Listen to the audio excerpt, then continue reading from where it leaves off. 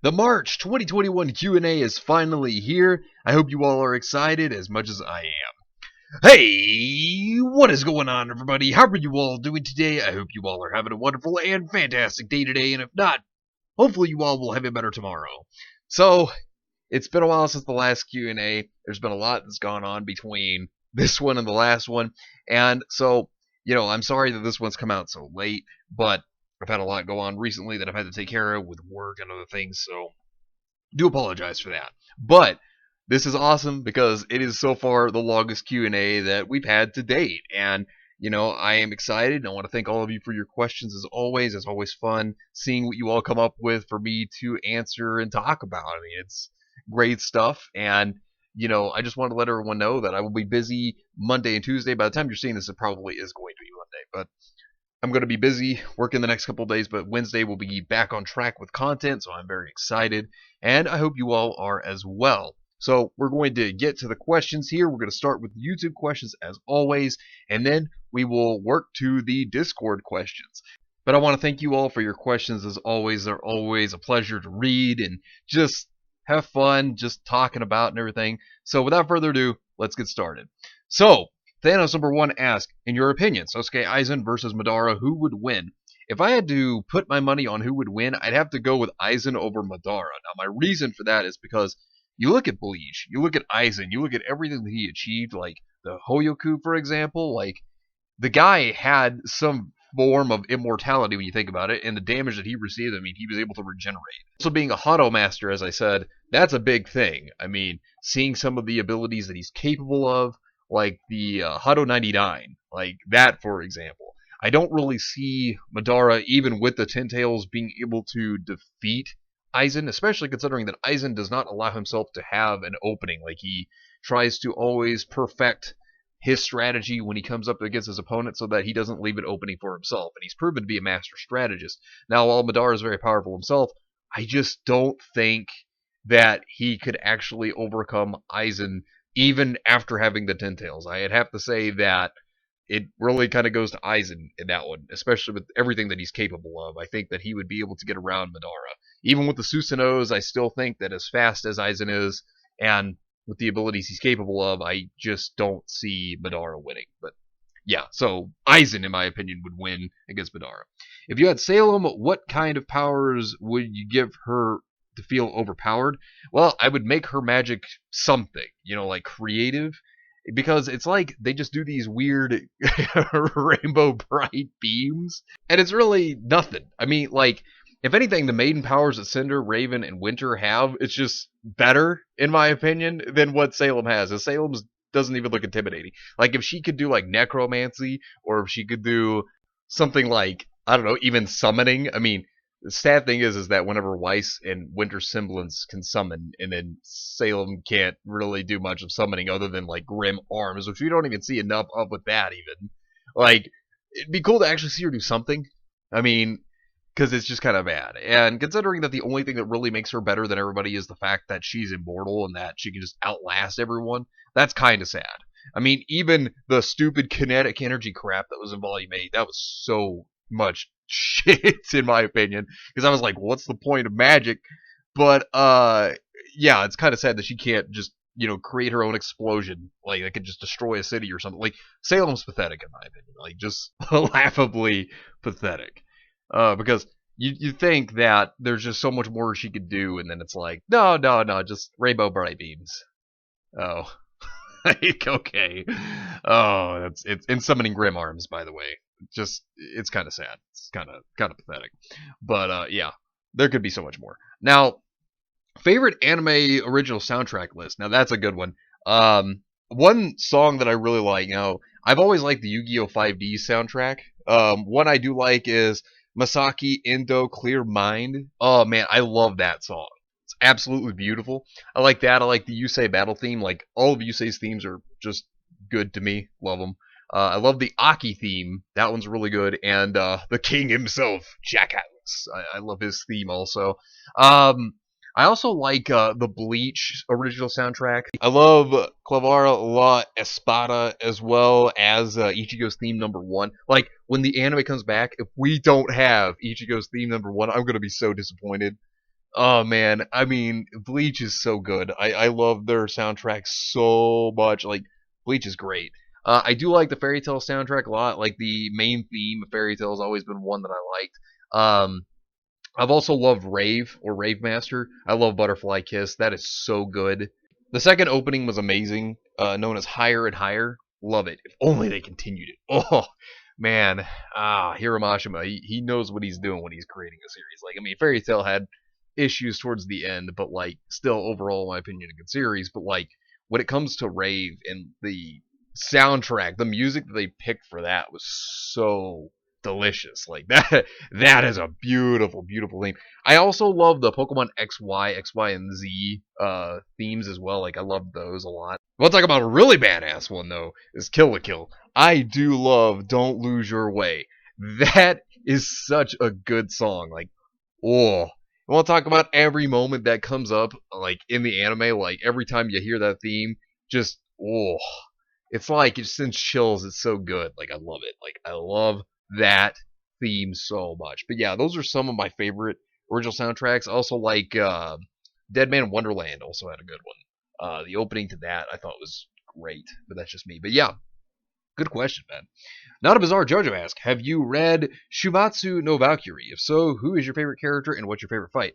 I have not yet. I do have it on my list of stuff that I need to catch up on, because I've been catching up on some things like Jutsu Kaisen. Like I finally caught up with it in the manga and everything. Like so, completely caught up. Fantastic series. But yes, Shimatsu no Valkyrie, I do need to start reading, catching up on. But I've heard very good things about it. So, but yeah, I will definitely give it a check soon and let you know what I think. But yeah, good question.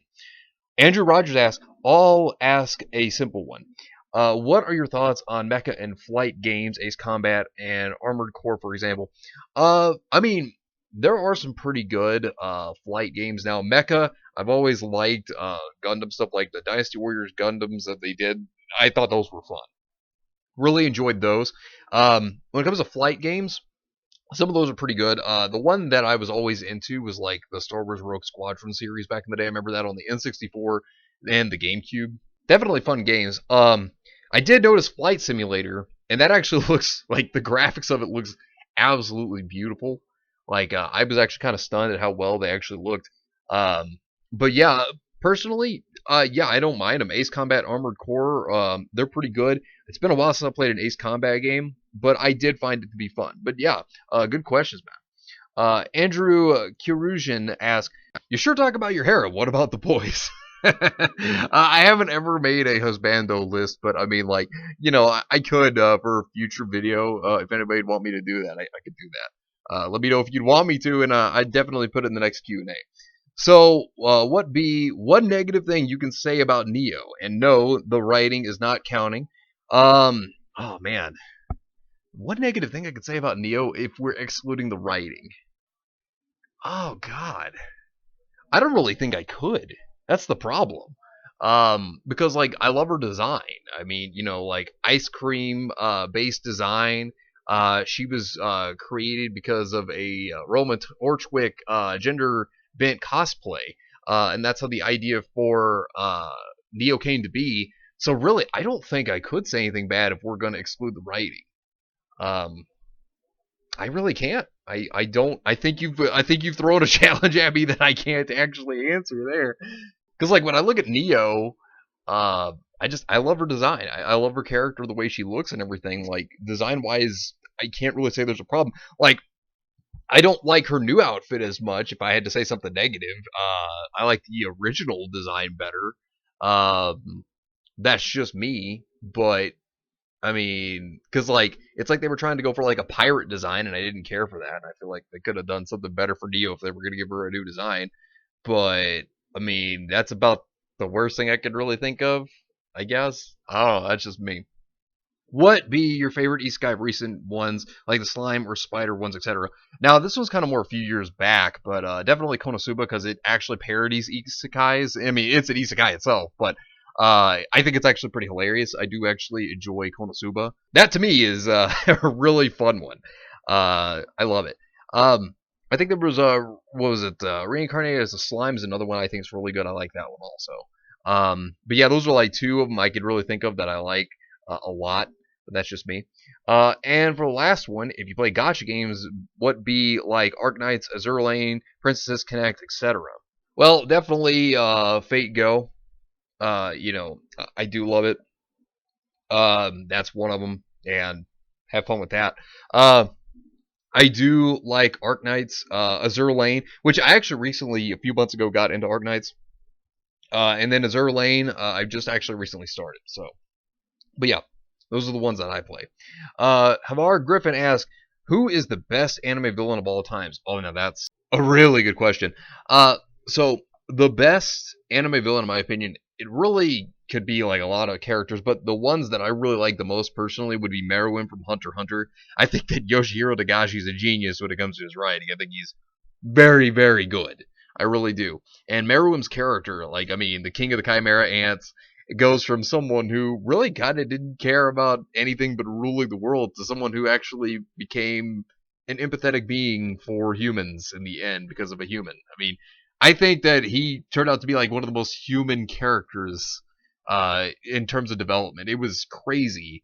And then Lucia Rereguru from Rave, because Lucia is one of those characters that he just was evil for the sake of being evil. Like, his mother died and his father, was evil. But of course, you found out why his father was doing what he was doing. But he just wanted to erase the world because he's like, oh, it's a false existence and I want to make my own. I mean, seriously, Lucia, God, I hate his character, but I love to hate him.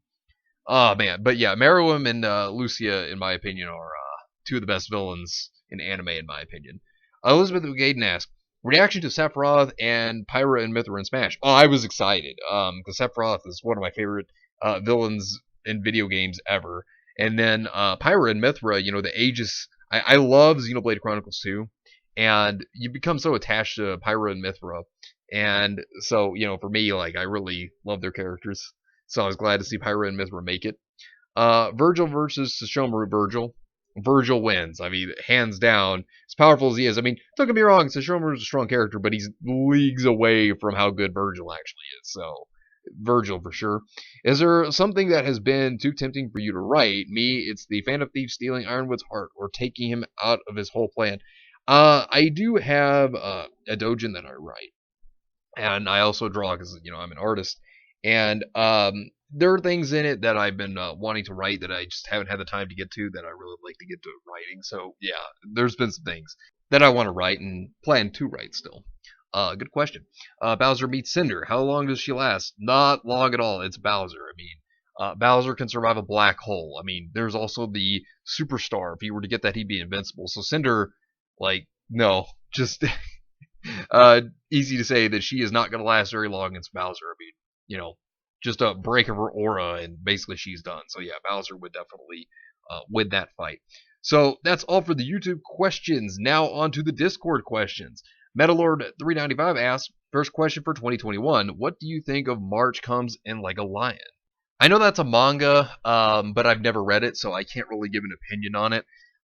If I did know, because, if I read it, then I'd give an opinion, but I really don't know what to say about it because I've never read it, so I can't really tell you. But, maybe I'll give it a check and see if it's something I'd be into.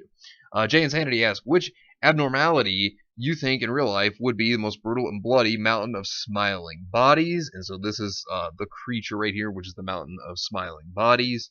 Then the next one, which is Blue Star. And so this is what Blue Star looks like. Okay. And then the next one, which is Nothing There. Okay. I think it's pretty obvious. I think that the Nothing There would probably be the most terrifying one. Because you look at the other two previously before this, but then you look at this one. I think that Nothing There would probably be the scariest one if this was actually real. So if I had to say, Nothing There would probably be the most terrifying one, in my opinion, to actually encounter. Captain Boomerang asked, you were transported to the Pokemon world. What 6 Pokemon from all generations are in your party? Okay, so now I've done some interesting stuff here.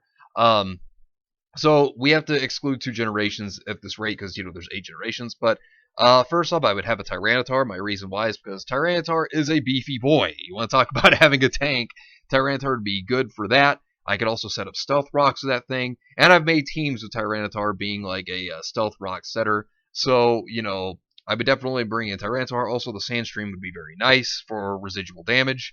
Metagross, because I do like a Steel Psychic combo. I've used Metagross multiple times. One of the trolliest things I ever did, which was in Generation 6 and Generation 7 meta with a Metagross, was actually put an Assault Vest on it.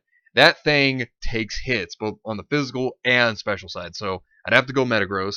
Now, when it comes to more of a glass cannon, definitely Pheromosa, which is actually my favorite Ultra Beast of all time.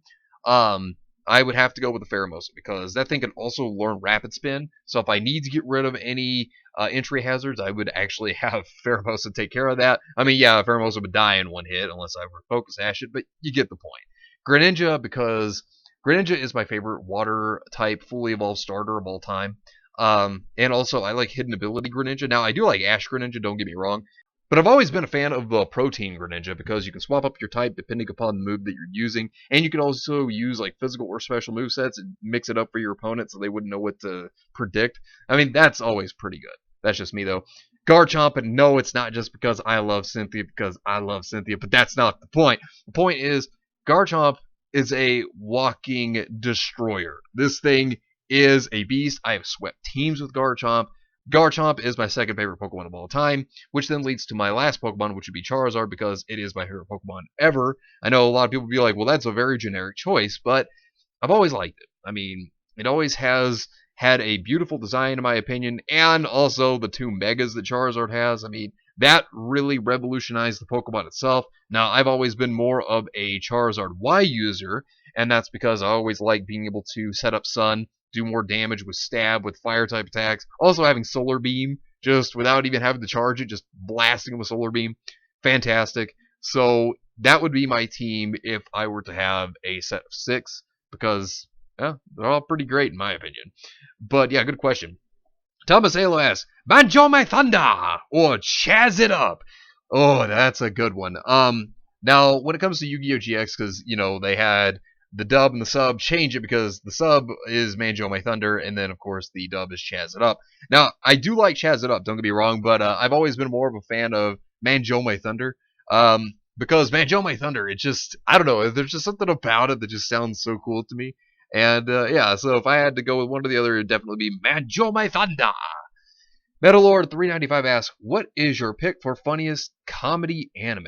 Ooh, now that's a good one. There's one series I've always loved, and I mean, I've always adored it, which is actually Mariaholic. I have loved that series forever since I discovered it. When I was looking through anime to watch, like, almost 10 years ago, in fact, and I was like, man, I was like, this series is great. Sometimes I go back and watch it over and over again because it's so good. I love Mariaholic. James95 asks, here are more Fate memes. Oh, now I do enjoy the Fate memes. These are always fun to me. So, taking a look at these Fate memes here. Sig, always remember, when a woman tries to kill you, you know she's the one for you. Oh, I see now. King Arthur, may I ask your blessing for Mordred's hand granted? Everybody's just laughing. Oh, man, like, they're laughing or they're shocked. Oh, that's great. Oh, man, I like that. Oh, man. That is a cultured individual there. You're cultured if you like yourself some Mordred. Oh yes, I like that too. Oh, and then taking the hair from Artoria and then putting it on Jean d'Arc and the Pendragon. I like that. Oh, having Artoria's blade just completely ran over and destroyed. Oh, yikes! Yeah, that would suck. Oh, oh, that's funny. Having them actually wear Artoria's outfit. That's gotta be awkward for Archer. That's great. Uses Fortnite dances to communicate. Does Fortnite dances socially or when excited? Aware of Fortnite but not interested. Can do Fortnite dances but won't admit it. And what the hell is Fortnite? I think I'd like to go with the last one. What the hell is it? I mean, I know what it is. But, you get what I mean. Oh, yeah, the salt meme. Oh, yes. I do really like that. Oh, yeah, that is really, really good. People come up with really creative stuff for, like, Fate memes. I have to say, I always love them. Oh yeah, this right here. My king's piano is wonderful, and then just throw in Mordred there too. It's adorable. A king's tale. And they're all like a king's tale, a king's tale, a king's tale. Oh, because that's basically what it is. That's how you start it off. Oh man. Roman, I will straight up murder you. Why? Mashu, release me. I loved you. You were like a daughter. Ritsuka, this is your doing. Burn in hell. Burn in hell, you bastard. I curse the grail. You will remember Grudge Da Vinci. No, Imian, I don't deserve this. What did I ever do to you? Oh, great. Oh, yeah, that's how you ensnare Artoria into a trap. You set food for her because, she'll eat like everything. Oh, Konosuba reference there. Yes, yes, I love it. That is great. Metal Lord 395 asks, let's say you were given control of Funimation, what changes would you make to it? Oh, plain and simple. Fire every woke person there. That'd be the first thing. Because if they think they're going to insert their politics into anime, oh no, they're not. They're going out the doors where they're going. They're fired. They're out of a job. Make a policy to where you are not to talk about politics. That on your feed you're going to talk about anime, and because that's what the business is about. It's about selling anime, getting it out there for people to enjoy. That's what's going to happen. Got to make sure that people would understand what the business is about, and it's talking anime, and that'd be fine, But yeah, that's what I would do. That's how I would change it. I mean, if anybody disagrees with that policy, then they can go out the door. Plain and simple. That's exactly what I do. Are you familiar with Mirai no Kaikata, How to Keep a Mummy? No, I've never heard of that series. So no, I actually have not. Very interesting though. Might look into it. But yeah, good questions, man. James95 asks questions. What would you do if anime took over the world? Well, I mean, when you look at entertainment, anime is doing really good. I mean, manga sales are beating comics and whatnot. So, I mean, like, you look at it, we're already in the golden age of anime. So, I would say that, I mean, it's amazing. I just hate the clowns that are trying to get into it to try to ruin anime. But aside from that, I mean, I do love anime, and I'm glad to see it being as strong as it is now. But yeah, good question, man. Jay Insanity asks, this may not be something about entertainment, but a serious one. Question: in your view, can war be moral? I mean, there are many different perspectives to war. I mean, I guess some could say that it is moral, some could say that it's not. Depends upon the side and what your perspective on it is, really. Because some people could be fighting for what they believe is right. I mean, both sides are doing that, really. Because, they're thinking they're fighting for their people or country to save them. I mean, war, I guess, in a sense, can be moral and also can't be. It just really depends. I mean, it's I would say all about perspective, if anything, really. But yeah, that's just me. Captain Boomerang asks, Ruby is sold to a company of your choice. Who is it? Oh God, I don't know. I mean, I give it the top hat when it comes to games because I know they would not allow political stuff in it, so that'd be good because we could trust Top Hat Studios at least. Probably a Japanese company, if anything. I'd probably give it to maybe Studio Bones or Studio Madhouse or Kyoto Animation because they are really good too. Those would probably be the companies I would probably give it to if that were me. But I'm just saying. So yeah, those would be like the three that I could really think of that I really like a lot that I'd probably give it to if I were to give it to another company. Sexy Neo asks, which anime shows you think does magic the best? I always liked Pretty Cure when it comes to magic. Little Witch Academia is another one that I've always liked when it comes to magic. I also like Fairy Tail. And I'd say Black Clover, I think, do magic really well, in my opinion. But yeah, those would probably be some series that I would say actually do very well with magic. I do like the way that they do it. Stu Never Gives Up asks, when will our big Pokemon battle be? I mean, maybe sometime this week, or maybe next week. Whenever there's a time that's open for me and you, we can work something out. Jay and Sandy asks, weird question. If there's a successful franchise you created and people want a season 2, would you rather end it with 2 seasons in order not to get milked or other methods? I mean, if it's doing well and the writing's going good, then yeah, keep it going. But the thing is, whenever a series is successful, it's going to get milked. I mean, that's just how it is. A popular, successful series will get milked, and that just always happens. Now, whenever it has like a proper ending, just leave it at that. You don't really have to keep going, and it can still make money. Sexy Neo asks, which one would you go to the beach with? So obviously we have Gargura here. So this is the first one. Yeah, because who doesn't like Gargura? I do enjoy Gargura. She'd be a load of fun to actually go to the beach with. Then there is Mori Calliope. Yeah, I do like Callie a lot. Like, Callie's great. Takanashi Kiara. Now, Kiara would be a fun one to be with. Like, she'd make it hilarious. Ninome Inanis. Ina would be fun. She'd be a fun one to go to the beach with. And then Amelia Watson or Ame. Ame'd be fun. But I have to go with Callie, because Callie is a real cool rockin' lady, and I gotta say that I think it'd be a lot of fun going to the beach with her. I think she would make it very entertaining, but I mean, she's the one that I also like the most out of all. I mean, they're all cool, don't get me wrong, but she's my favorite out of all. But that's just me. Captain Boomerang asks, what anime would Medusa fit in if she were to be an anti-hero? I think you mean Medusa from Soul Eater. That's a good question. Um, Possibly Fairy Tail? Maybe? Would that work? Possibly. I could see that. Her motivation is simple, proving that she isn't a monster and trying to prove her innocence. Or would she have her own anime? Now, her own anime would be cool. I'd be interested in that. This is a daydream I had during work, so I might actually work on this. That'd be cool. Yeah, I mean, I could see her having her own anime. I mean, I think that'd be kind of fun to watch. But yeah. It maybe Fairy Tail, since there's a lot of redemption in that. But yeah, that's just me. Sexy Neo asks, would you say Haruhi Suzumiya counts as a tsundere? Look at Haruhi Suzumiya. I would probably say that she actually is, because she does kind of really embody the whole idea of a tsundere.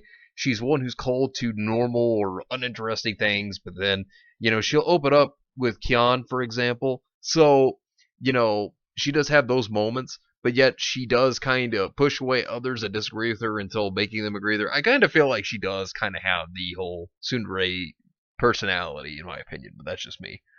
Gundam Alex asks, here's an important question. You a tits or ass man? Ooh, now what am I? Well, simple. Definitely a boob man. Definitely. Drake and Josh ask, how would you feel if Super Saiyan 4 came back? I would actually like that. Super Saiyan 4 being like the primal version for like Saiyans. Having to use the Great Ape for the lore to be able to become a Super Saiyan 4, Golden Great Ape, and then, Super Saiyan 4. I actually would like to see it come back. I think it's actually kind of a better transformation than Super Saiyan Blue, if you had to ask me, but that's just my opinion. But I would actually like to see it return. Captain Boomerang asks, what's your favorite Pringles flavor? Pepperoni pizza flavored. Yeah, I know, it's probably weird, but yes, that is actually my favorite flavor. Sexy Neo asks, which one of Corone's outfits is your favorite? I did like her idol outfit that she wore when she did her song. I like that one. I think that one's really good. She looked better with short or long hair. I kind of like Corone both ways, really, because, like, her with her long hair, I think she looks really cute with her long hair. But then, at the same time, with her short hair, too, like, with it looking kind of shorter, it works either way. Personally, I'm more into women that have long hair, but that's just me. But Corone, she knows how to rock it either way, in my opinion. Jay Insanity asks, question, which one of these 5 husbandos you'll like? They all from Library of Runa. Yezad, strict, rational, and logical, respects the effort of his work, past and present. Netzach, lazy, reflective, and empathetic to the guest. Chesed, relaxed, casual, and a coffee lover, takes situations lightly and without pressure.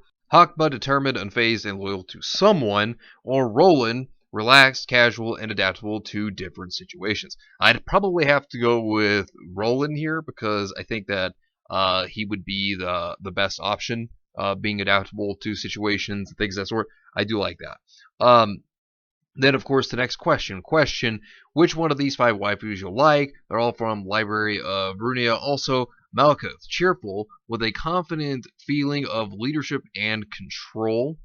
Hod, calm, cooperative, and prudent. Okay, so this is Hod. And then Tifereth, blunt, direct, and easily bothered when teased. Then there's Gibura, rigorous, wary, and hothead, direct with her speech and intentions, straight to the point. And then there is the other one here, which is being a cold, calm, and resolute. I'd have to say the fourth choice, which would be Gabura. I think that she was a good one. Straight and to the point is always what I like. But yeah, good questions, Ben. Drake and Josh asks, what's your piece on the status of Genlock Season 2? Just recently looked it up upon posting and wanted to see your thoughts. I mean, it's going to be a disaster, first off, because the first season was atrocious. And I think that it's going to be a rushed mess because it lost Rooster Teeth and Warner Media and AT&T millions that they never got back. So I think this is just going to be a mess. It's going to be on HBO Max, which I don't think anybody's going to want to pay $15 to go watch, a complete garbage fire. I don't think anybody wants to do that. I bet a lot of people are probably just going to sail the high seas for it. But yeah, I think it's going to be a disaster in my opinion. I think it's going to just lose them more money. That's what I think is going to happen. Sexy Neo asks, worst anime moms you'd still have fun in the bedroom with. Naughty, naughty! And I am that naughty. I would definitely pick Medusa from Soul Eater despite how bad of a mom she was. Yeah, no, I'd pick her. Despite how awful she was to her son Krona and used him as an experiment, which she used basically everybody as an experiment, I'd also have to go with Satsuki Matsube from Hanasaku Iroha. Even though she is a free-spirited person, she went off and just left her kid to live with her grandmother. Like, I'm serious. It was pretty bad just abandoning the child, but those would be two moms I would definitely, have some naughty times with, you know what I mean. But yeah, good question. Rainbow Boom X asks, in a battle between Q from Star Trek and Beerus and Dragon Ball Super, who would win? Well, I mean, if the Q wanted to just erase Beerus, he could just do it. So I'd have to go with the Q. I mean, Beerus could try, but, if the Q just was like, well, doesn't exist anymore, then Beerus is gone. So, gotta go with the Q. What about Q versus Zeno? I still feel it'd be the same thing, because Zeno would take a moment to have to erase the Q, and then if the Q just thought about erasing Zeno, Q could just do it. So I'd have to go with the Q. Or what would happen if Q and Zeno became friends? I think that'd be some funny galactic adventures with those two. If that were me thinking of how that would work out, I would think that there'd be some pretty comical galactic adventures between Q and Zeno. I think they would be like the best of friends too. Oh man, I think that would be actually pretty hilarious. James95 asks, which VTuber do you like? Definitely Project Melody.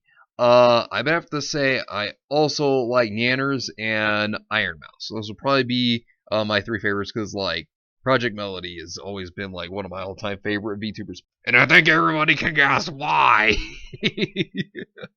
but yeah, Project Melody has always been one of my favorites, and Nanners and Iron Mouse are pretty good too. Demon Lord Ronan Slayer asks, did you ever hear the tragedy of Darth Plagueis the Wise? I thought not.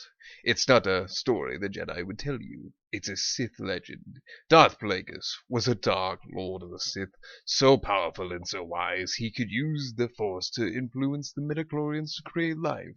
He had such a knowledge of the dark side that he could even keep the ones he cared about from dying. The dark side of the Force is a pathway to many abilities some consider to be unnatural. He became so powerful, the only thing he was afraid of was losing his power, which eventually, of course, he did. Unfortunately, he taught his apprentice everything he knew, and then his apprentice killed him in his sleep. Ironic. He could save others from death, but not himself. I love that. Oh man, I always loved that. It was so good. Such a good line from Palpatine himself. Like, Darth Sidious, man, one of my all-time favorite Star Wars characters ever. I mean, he is absolutely fantastic. Lancelot Gundam asks, if the Xenoblade Chronicles 2 world clashes with the Gundam universe, what would it be? A crossover? Yes. In fact, it would be a crossover, but I mean, that would actually be a pretty cool crossover, but Punima would definitely be the Gundam Unicorn, in my opinion. I mean, like, the abilities that she has, yeah, no, she'd be Unicorn 100%. Johnny Q asks, do you think Adam Jensen from Deus Ex can beat every soldier in Ruby? Easily. I don't think that's really a challenge for Adam Jensen. That'd be like putting a super soldier against a frog. We know the frog's not going to win. We know it's all going to be the super soldier. So, yeah, no, Adam Jensen would beat every soldier. Easy.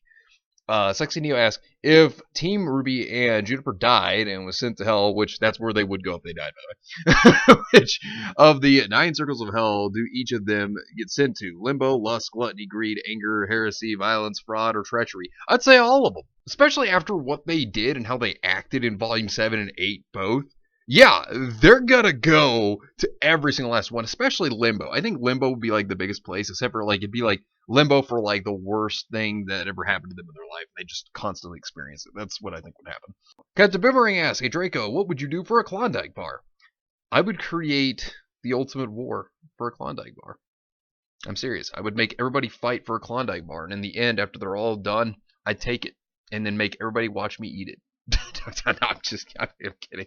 I'm kidding. But no, I just go buy one. Plain simple.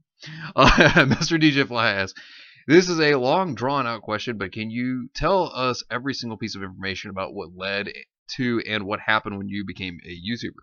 I guess you could say some of it kind of stemmed from like when I was a kid because I always wanted to be an entertainer, and that was pretty awesome that I wanted to do that as a kid. But like when it came to my dreams and goals, I've had such a distorted family that there weren't very many people who even supported what I wanted to do at all, or they told me that I had to become this or I had to become that rather than wanting me to be what I wanted to be.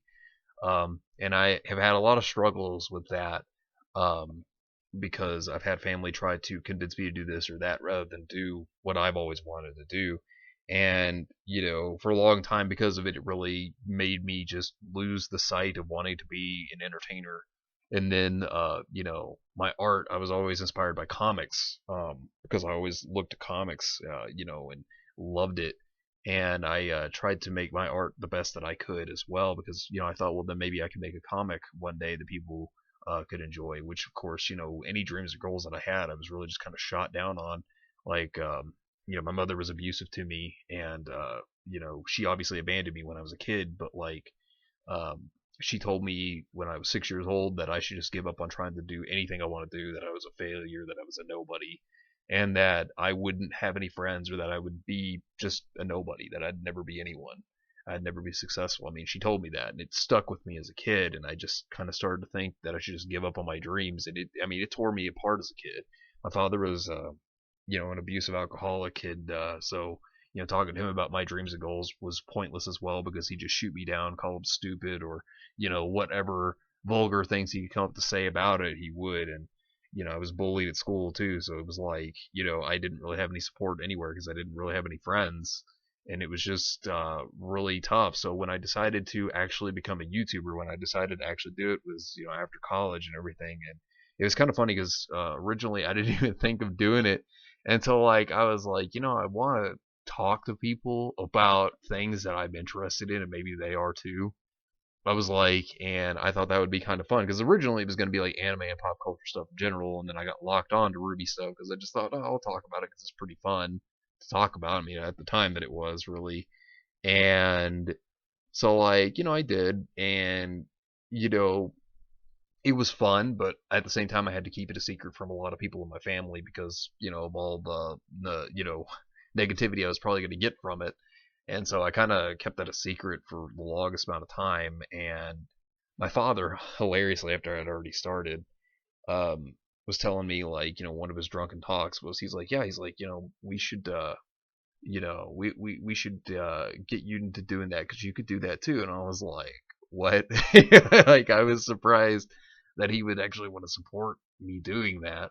And because my father was actually a good person when he was sober. It was when he was drunk was the problem, because the alcohol would bring out his bipolar tendencies. But to actually hear him think that I could do it was a shock. But I couldn't tell him because I was afraid that he would try to um, push me down for it, or try to treat me awful because I was doing that. And so I didn't tell him for the longest amount of time.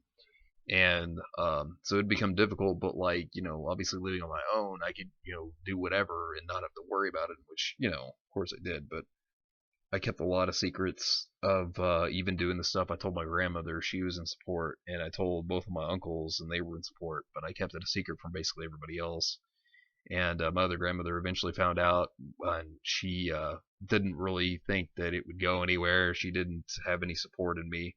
And I told my father eventually, right before he died, about it, and he was very glad that I was doing it. He was very proud of me and supportive of me, and I mean, it was, it was amazing to hear praise from my father about that. I was really glad, and throughout all the years, like I didn't really have many people supporting me or thinking that I could do it. I had a few, but I can only name like under 5 people. And so to have my dad support me on that, it made me feel great. And of course, he died, which took a toll on me, and he never got to see any of my content, which was unfortunate, which he wanted to. And but it's been great. I've met so many wonderful people because of it. And I'm so grateful for all of you, for all the support all of you give. I mean, it truly is a blessing, and I can't thank all of you enough. Without you guys, this channel wouldn't even be anything in the first place, and I really honestly can't thank you all enough. And you all have brought a lot of positivity to the hardships of my life, and I have to thank you all for that. It's definitely been a ride.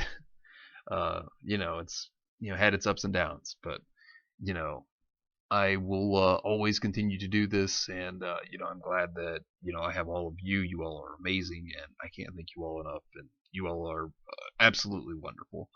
But yeah, I mean, I guess you could say that's kind of the story to it. But it's kind of funny that this channel may not be like the biggest thing ever, but it's definitely bigger than a lot of people even anticipated, and that includes myself. And I couldn't be happier to have all of you. I mean, you all are amazing, and I thank each and every single last one of you every single day, and I do appreciate all of you. You all are awesome, and I can't thank you enough for the support you give. You all are truly a ray of sunshine in my life, and I can't thank you all enough for it.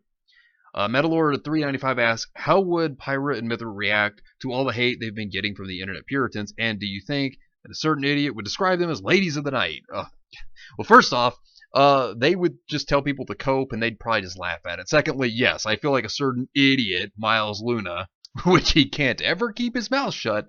Yes, I do think that he would call them this, and then the next thing you know, he'd get absolutely destroyed like he did when he called Tifa that. So, yeah, Miles Luna is a complete and total dumbass. But yeah, good question, man. Jay Insanity asks, your favorite top 3 songs that are underrated? I don't know that I'd say these songs that I have are underrated. One song that I do like to listen to, though, that I don't really hear as many people talk about all the time, at least not that I know.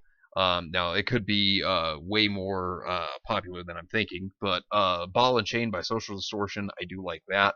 I do like Escape the Pina Colada song. That's a fun one-hit wonder for sure. By Rupert Holmes. Do love it.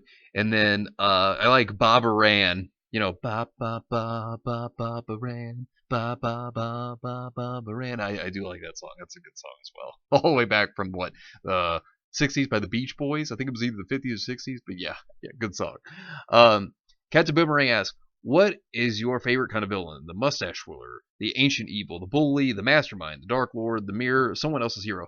I like a villain that intentionally just makes you hate them. Like, they're not sympathetic. They're just a villain to be a villain. Like, they're evil for the sake of being evil. I mean, like, it's like nowadays you don't really get that anymore, and I do kind of like that type of villain. I think they're pretty great in my opinion. Sexy US top 10 tomboy waifus VTubers count.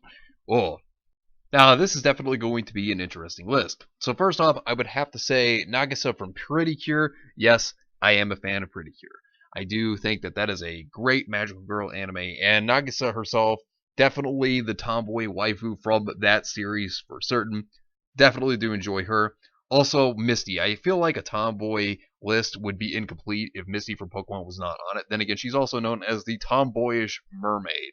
So, how could she not be on this list? You know what I'm saying? I think Misty was a lot of people's first waifus as well. Also, Tatsuki from Bleach. Because, well, she was somebody who trained with Ichigo whenever he was a kid, kicked his ass. That's one. But she was also one of the cool characters, I think, from Orihime's friends. Did like Tatsuki.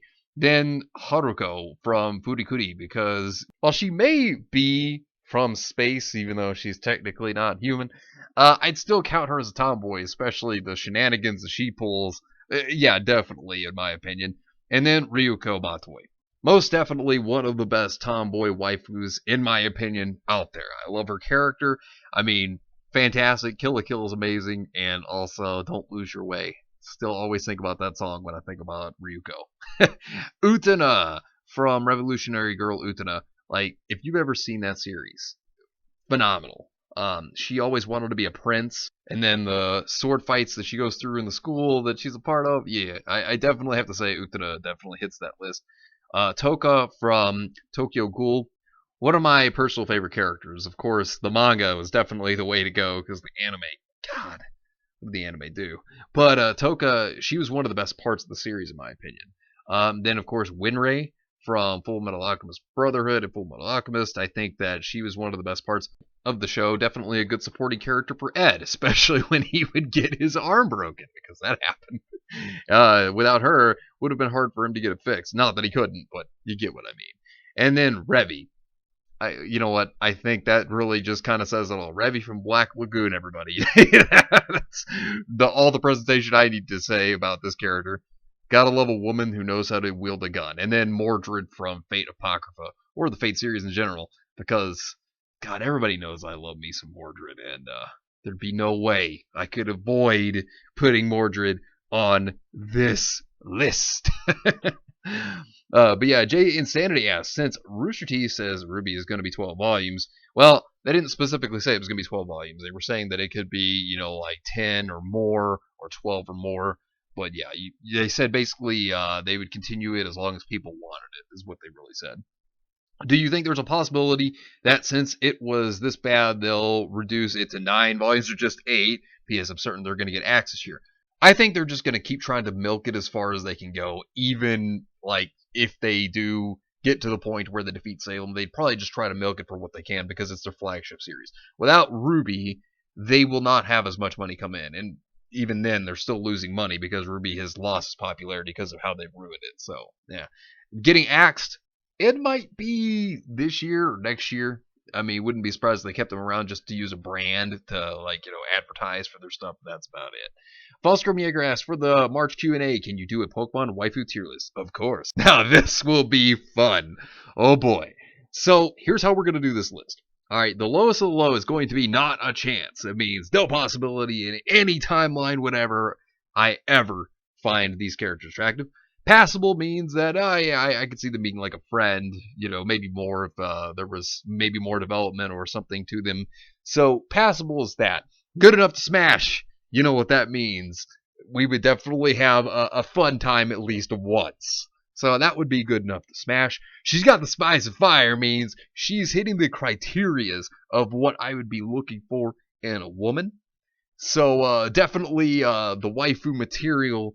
And then slap a ring on that finger means that that's the moment that you just drop everything and you marry her. You just slap that ring on that finger. You go and you marry her. It is done. This is your future bride, and that is how it will be.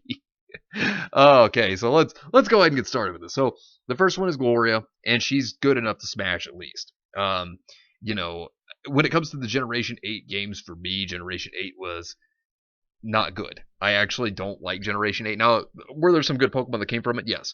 Gloria herself, because I think that the theme was kind of like everybody's going to become a successor to somebody. Gloria, in the sense of becoming the successor, I guess, or the male character as well, whatever you want to consider him, being like the successor to Leon the champion because they beat the champion. Sonia being the successor to her grandmother, becoming the professor. Hop becoming the future assistant, like Sonia was the assistant to Magnolia. Like I said, I think it's like a successor story. Not a good one, but a successor story nonetheless is what I think it was trying to be. So, Professor Magnolia, yeah, no, not a chance. I'm sorry, definitely not into Magnolia in any way or form. Hey, if that's your waifu, you go for it. Magnolia didn't really do much. Then again, the story was very, very, very, very linear for Generation 8. And Magnolia was doing research on the Dynamax phenomenon, which I think is like pendulum summoning when it was at maximum power in Yu-Gi-Oh! Before they nerfed it twice. Oh god, I hate Dynamax. But, yeah, I didn't really find much out of Magnolia. Didn't really care much for her, and there just wasn't much to her at all anyways. And the appeal to me is just not there. But hey, like I said, you like Magnolia, go for it. Sonia. Now, this is an interesting one, but Sonia, she got that spice fire. Because I'm going to tell you right now, she was a character that I actually liked the most. I think that she was actually pretty helpful when it comes to the story. I mean, Nintendo, I'm going to say this multiple times. I guarantee you I am. And when it comes to them making characters, they know what they're doing. Because I mean, like, you know, they know what they're doing. But yeah, Sonya, I did like her putting the pieces together of, you know, the legendary weapon, animal, dogs, things, Digimon, whatever you want to call those Pokemon, because they look like Digimon to me. But yeah, Zacian and Zamazenta, she put it together. They were the actual heroes, and kind of understood more about the Dynamax phenomenon. So, like I said, Sonya is definitely to be one of the better parts of Generation 8. Now, the next one is Anthea, which is one of N's sisters. So Anthea is the pink-haired one. So Anthea herself, I mean, she's good enough to smash. I mean, she was a character that did take care of her brother N along with Concordia, and was adopted by Ghetsis just as her sister and N were. So yeah, but aside from that, no, there's not really much to her character, but you know, still good enough to smash. Concordia, well, I would definitely have to put her within good enough to smash because, like I said, she goes into the same area in my opinion. Not a bad character, pretty good. Yeah, definitely good enough to smash. Just unfortunate that there's not much to her other than that, but you get my point. Black 2, White 2, Bianca. So the time skip Bianca. Now, I will have to say she actually goes within the good enough to smash area because after seeing her grow up and become the professor's assistant, I think that she became a pretty good character. You know, you go from Black and White Bianca, and you know, you go to Black 2 White 2 Bianca. I think that her realizing what she wanted to do was a lot better than you know, whenever she was really conflicted. But I mean, it shows the growth of her character figuring out what she wanted to do with her life. So there's that, and her tendencies to actually be a klutz was kind of cute. It was kind of funny when it comes to her character. But I do like her, you know, time skip version more than the black and white version of Bianca, but that's just me. Now, Elisa from Black to White 2. Let me tell you right now, Elisa, the gym leader. Yep, no, she's slapping a ring on the finger. This model is just, yeah, no, she is a character I would definitely 100% go for. Elisa, while electric types, you know, have one big issue, which is ground types, and Earthquake being able to be slapped on almost every single last Pokemon. Elisa is a character that I really did like, and she did create a bit of a challenge. While there was the desert outside of the gym in Black and White, um, they had her pretty strong in Black and White, where she had two Emolgas and a Zebstrika, which she'd use the Volt Switch strategy, and if you had a Sandile, you couldn't hit it with any ground type moves because the Emolgas, well, they, you know, were flying types, so your ground type strategy would not work. It was pretty inventive for an idea for an electric type gym leader. Now, of course, Zebstrika could still be taken down, but you get my point. But Elisa herself, you know, she actually I thought was a really cool character and definitely one of my favorites, and she has just a beautiful and stunning design. So when it comes to the next character, Iris, I can't stand her. I absolutely hate Iris. She's one of the worst characters in my opinion, and I think what really solidified me hating her as much as I do is because of the Pokemon anime. The anime just made her absolutely obnoxious as a character. You know, she would call Ash out on being a kid when, you know, Ash is canonically 10 years old. And I'm thinking, what? And then moments later, she'd be a hypocrite and go off and do something childish herself. So I'm like, you're a hypocrite. Like Iris, really. And her becoming champion is a bit ridiculous to me because I never really found her to be that good of a champion personally, or even a trainer as a gym leader. But, you know, it's just me. So I think this is the Black 2 White 2 mom. I could be wrong, but I think this is the mother character to Rosa. She's okay. I mean, you know, what's interesting about her is she actually had a story of actually being a nurse at one time, and that's how she met her husband. I thought that was kind of cool that they actually gave that backstory to the mother figure of a game, because they usually don't. So I thought that was actually really cool. They finally did something like that. So that was cool. It's one of the few times that they've actually done that. So I like that. Next character is Rosa herself, and she's definitely got the spice and fire. I really do like Rosa's character. I've always liked her design. She's actually quite interesting in the manga, considering that she was an ex-Team Plasma member. So I thought that was a bit of an interesting take for a protagonist character to actually be a part of an evil team at one point and still kind of believe in the ideologies of it. I thought that was kind of cool. So I'll give them credit on that. And in the Black 2 White 2 advertisement, she had a Superior, which I liked Superior the best, although I felt the starters of Generation 5 were very underwhelming. Although Superior's hidden ability, contrary, that is nuts. But yeah, you get my point. So the next girl is Roxy, the poison type gym leader from Unova, and I gotta say she's good enough to smash. I do think that she was a really cool character. Seeing that we actually had a rocker for a gym leader for a change, I did like that. How she had like an underground gym, that was really cool. I like that they actually do that. Now, like if they did something like that like more often, that would be really sick in my opinion. But yeah, Roxy is great. And I did like how they had her actually singing in her gym in the game. Like, I would love for them to actually do more of that in the future. That's great. Team Plasma. Well, the Team Plasma grunt, yeah, no, I don't care. Team Plasma, in fact, is one of my least favorite organizations. Now, personally, I'm not really a fan of Generation 5. I know a lot of people are. Hey, if you are, that's fine. Nothing wrong with it. More power to you. But yeah, Generation 5 just didn't hit home to me. You know, like, it was not a region I cared much for, and I didn't really like the evil team or even their ideologies. I didn't care for it. It didn't really entice me as some of the others in the past have, or in the future for that matter. So, yeah, I don't know. I just didn't really like Team Plasma all that much. And, you know, Team Plasma Grunt, eh. Even though that's like the Black 2 White 2 version, but you get my point. Team Plasma Grunt, meh. So Bianca, so I really kind of talked about that a little bit. Bianca was not bad. She's passable before the time skip. So she's okay. She wasn't really a strong rival either, and it was very easy to take her down. I felt like, and I felt it was kind of disappointing. But you know, she also struggled with what she wanted to do, almost giving up as a trainer, in fact, and then deciding to become the professor's aide. So I thought that was really cool. Now let me get this one. Oh, whoops! Sorry, Cheryl. kind of clicked on her instead of Caitlin. We'll get to Caitlin in a moment. So when it comes to Cheryl, in my opinion, I think that she actually is a really attractive character. I got to give him credit on her. She also had a Chansey. I mean, like, look competitively at Chansey. Chansey's nuts.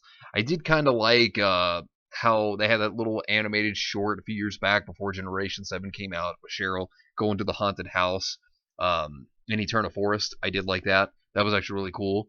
Kind of shows the kind of carefree nature of Cheryl. But also like the spooky tone of Pokemon, that was kind of cool. But yeah, Cheryl, definitely one I would go after. Caitlyn as well. Let me just go ahead and say, Caitlyn from the Unova Elite Four was great. She actually did get an anime spotlight at one point, facing off against Cynthia. And but yeah, seeing her, I do like her design. Originally, Caitlyn is also from Generation 4 because she actually owned the Battle Castle. And so her butler was the one who was the frontier brain, though. But I did think that was actually really cool that Caitlyn was actually the owner of the Battle Castle. She actually makes a reference to that in Black and White and Black 2 White 2. So I thought that was a cool throwback that they had there. So an Elite Four member was actually in Generation 4, but also, you know, lives in, you know, Unova in Generation 5. So I thought that was really cool. And then, of course, Elisa from Black and White. So, yeah, we all know where she's going. She's going to go up there because Elisa herself, like I said, I love her character. I did like what she did for Bianca in Black and White, how she was trying to, you know, help her, but, you know, from not letting her father take her back home because her father wanted to take her back home and prevent her from being a Pokemon trainer in the first place. And Elisa was the one who encouraged her to continue to be a trainer and talk to her father, preventing him from taking her back home. So I thought that was really cool. And Elisa, like I said, great character. Definitely one I'd go for. Fennel, okay, let me tell you right now. Here's why Fennel's got the spice and the fire. Because one, she's got a good design. Two, she's the one who did the Dream World research. And then we got those hidden ability Pokemon like Chlorophyll Venusaur, Solar Power Charizard, Rough Skin Garchomp, Speed Boost Blaze Chicken. And yes, I call Blaziken Blaze Chicken because I felt like it was overrated for years. Now, I know some people are going to disagree with that, and that's fine. But I felt like the big thing that made Blaze Chicken so good was Speed Boost along with Baton Pass, because you could Swords Dance, Baton Pass, have that Speed Boost, Protect, go into something else, and then it has double the speed, double the attack. You know, I'm just saying. But yeah, Fennel, Dream World, great design, good character.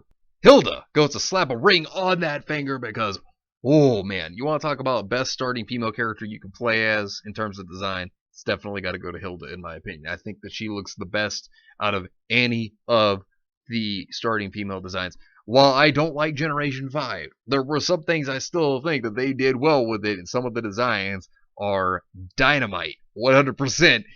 Definitely got to give it to Hilda there. Definitely one of the best character designs that you ever have to start with. Next would be Iris, in black and white. I don't like Iris.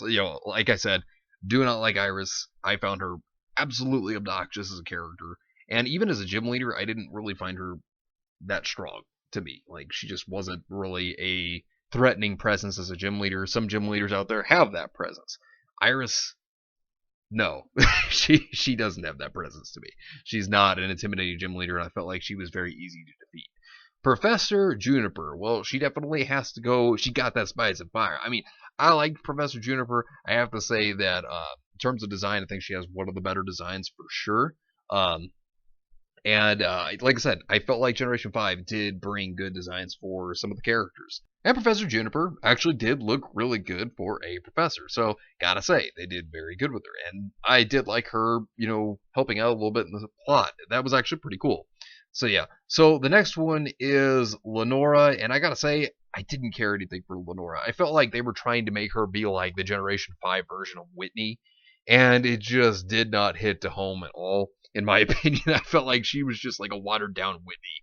Like, I just didn't feel anything from Lenora. I mean, yeah, Lenora, is a part of the plot whenever you get the, Keystone, which would be Reshiram or Zakaram, but yeah, just did not care for Lenora personally. That's just my opinion. If you like her, more power to you. Chantal from the Elite Four of Unova, passable. I mean, she's okay. I thought that Caitlyn was more impressive to me than Chantal was. So, Chantal is still pretty cool. I mean, Ghost type Elite Four member. I do like that. But yeah, I mean, other than that, Chantal was okay. I did like her room where you have to like go up the staircase, which in Black to White 2, you actually got levitated up there. Like, that was actually pretty cool. Now, Skyla, well, she got the spice of fire, baby, because let me tell you right now, Skyla definitely has the appeal that I liked. Didn't really care much for her anime counterpart, because, like, they tried to make her off as somebody who would just immediately judge whether she'd just beat a team and then just, she'd beat them. Or would win and just give the badge. I didn't like that. I felt like they could have done a lot more with her character. In the anime, at least she did a bit more in the games. I did like that she flew you to places in Black 2 White 2. That was pretty cool. Thought it was cool she was a pilot. Also, not only that, but if you actually completed the Pokedex in the Black 2 White 2 games, you could actually have her fly you to a shiny Haxorus and capture it. I thought that was pretty cool. So now, Chris from Pokemon Crystal. The first ever playable female character in all of Pokemon, because Generation 1, Red, Blue, Green, and Yellow, and Gold and Silver, even first two games of Generation 2, you actually could not play as a female character. And I think that Chris herself is actually very underrated as a character because, whenever you had Heart Gold and Soul Silver come out, well, she was replaced by Lyra, which was kind of sad. Now, of course, in the manga, Chris is still Chris, with Lyra's design and her hair kind of being a little bit more like Chris's. But thing is that I thought it was kind of sad that she didn't return for the remakes of Gold and Silver. I was a bit disappointed in that. But yeah, I think she's a cool character, and she's actually made a couple of anime appearances too, which I thought was pretty cool. So now Bertha, not a chance. Bertha is kind of like where Lenora was, like Lenora being kind of like Whitney in terms of the gym challenge in Generation 5. But Bertha is like Agatha, just if Agatha had swapped out, her type for ground instead of being poison and ghost. I mean, that's really kind of what Bertha is. I didn't really feel much for this character at all, and I just don't see the appeal. I mean, hey, some people might like her, but not me, not a chance. Candace is definitely good enough to smash.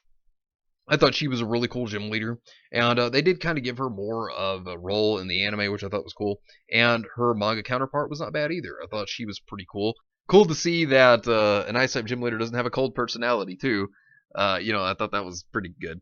But, yeah, she was definitely a cheerful character. Too bad ice types are one of the worst types in the game defensively, because ice types are very bad defensively as Pokemon. But yeah, Candace, pretty cool, I gotta say though. Now, here's the big one, because I know people are gonna wonder, what are my thoughts on this? And Cynthia is next, and Cynthia, yeah, slap a ring on that finger 100%. She is number one to me out of any character in Pokemon, period. Not just waifus. Nah, she is, grade one tier, Pokemon character. Like, she is the champion of all characters, in my opinion. The challenge, the legend of Cynthia, for anyone who's played Generation 4, you understand how powerful this champion was.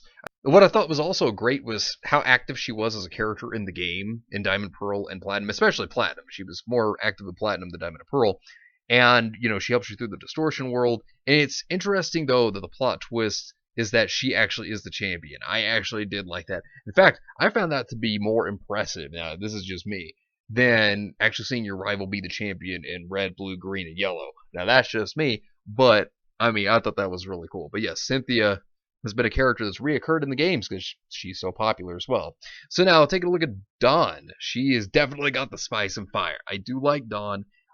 We also spent 4 years with her in the Pokemon anime, if you think about it, because that's how long the Diamond and Pearl saga lasted. It was about 4 years. I remember that, and it was awesome, actually. And getting to see her character was really cool. I did like, I guess you could say, her, alternate in the manga, which was Platinum Berlitz. Did like her character in that. And also, I think it was historically, didn't she complete the gym challenge in, less than 30 days? I think it was 26 days to be exact. It was pretty crazy, But yeah, Dawn, definitely a favorite. Now, this one would be Fantina from the Generation 4 games. She was the Ghost-type gym leader. I didn't think she was bad. I thought she was pretty cool. She's definitely good enough to smash. Definitely hit it at least one time. She also was nerfed in Generation 4 from Diamond and Pearl to Platinum, because in Platinum she had a weaker team consisting of Haunter, Drifloon, and then Mismagius, as opposed to Gengar, Drifblim, and Mismagius. It was pretty interesting to see. Gardendina also would have to be good enough to smash. I did like Gardendina. I think that the anime did her pretty well too, whenever she actually took in James's Cacnea so that it could bring out the full potential of the Pokemon and teach it Drain Punch. I thought that was pretty cool. But yeah, Gardendina, she's actually a pretty cool gym leader. Don't have any issues with her. I didn't think she was too overpowered, although she had Roserade for a second gym. That was still a pretty good Pokemon for a second gym leader to actually have. But yeah. So next one is Jupiter. She was passable, at least. Team Galactic, I thought they were kind of cooler, and Jupiter, she was alright as a trainer. She had Skuntank, I'll never forget that. What was it? Level 16 Skuntank, and I don't think Stunky can evolve to level 34, I believe it was? I believe it was 34? Yeah. So someone cheated to get their level 16 Skuntank. But yeah, next was Marley. She's definitely good enough to smash. I would send her to Pound Town. But yeah, she had an Arcanine. I remember that, and she was also a part of the Shaman quest. It wasn't really like you getting to have Shaman, though, with her in the game, because, that was just naturally there, as opposed to where the Shaman event is actually an event that you'd have to get distributed to you, but you get my point. She had that, and I gotta say, I thought that Marley was actually a pretty decent character. She wasn't bad. I like her design. Now, next is Mars. Mars is actually my favorite commander between her and Jupiter. Now, of course, there was also Saturn, which I liked him a lot. But between the waifus here, definitely got to say that it goes to Mars. Mars also had a level 16, was it? Or was it 14? It was either 14 or 16 Purugly, when you can't even get a Purugly until Glamiel evolves at level 38. Yeah. So she was one of those. Maylene is passable. She was actually kind of like your typical fighting type gym leader going forward. Because when you look at all the other fighting gym leaders going forward after this, they actually all are kind of the same, when it comes to their character. So yeah, but the one thing that's really cool about her, I think that she kind of stands out on, is that she has a Lucario besides, I don't know, Karina. I think Karina's the only one that breaks the mold besides Maylene, but Maylene's okay. She's all right. Mira is not a chance. Sorry, nope. I know there's a little quest with her and everything. I mean, she does have a cute personality, but yeah, that's about as far as we're gonna go with that one. So now the Team Galactic Grunts. My thoughts on the Team Galactic Grunts are, yeah, no, not a chance. It's just they don't hit it off for me, but maybe for someone else. But yeah, Team Galactic Grunts. While I think Team Galactic is one of the cooler teams in general in Pokemon, yeah, sorry, they hitting home to me for that one. Nice try, nice try. But Greta, the Battle Frontier, she was Frontier Brain. That was an Emerald. She was okay. I mean, the only thing about the Frontier Brains is that, which we're gonna really get into. There's not really much to them unless you read the manga or if you actually watch the anime. And Greta was kind of like your typical fighting type gym leader, even though it's Frontier Brain, not a gym leader. But you get my point. So when it comes to Greta, like I said, there could have been more, but guess what? We only got her in one game, and probably never will ever again after this. May is good enough to smash. Now, I know a lot of people really love Generation 3. The thing I like about Generation 3, in my opinion, is a lot of the Pokemon, not all of them. I don't really care much for the Hoenn region itself. May is okay. I know a lot of people really love this character. I can't really blame you. May does make pretty good waifu material. Generation 3 is just not me, if you know what I mean. But, but May was definitely cool. And in the anime, she gets a Blaze Chicken. So, that's pretty good. I mean, if I had to say so myself. So, yeah. May, not a bad character. Pretty good waifu. Definitely good enough to smash. Now, Pike Queen Lucy. Hobby. I gotta tell you right now, yes, you do slap a ring on that finger because I gotta say right now, she is fine. Oh man, Pike Queen Lucy, definitely one of my favorites. And funny thing about Pike Queen Lucy, I don't know if many people know about this. Pike Queen Lucy apparently is a very, very tall character. And this is what's pretty impressive. Like, if you watch the episode that she's actually in, she's only in one episode of the anime, she has to bend down to give Ash the symbol.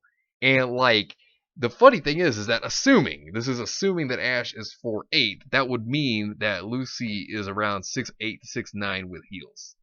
Yeah, not even kidding. Lucy is tall. And I was like, yeah, I could go for some with that. Because, I don't mind that. I'd still go for it, just saying.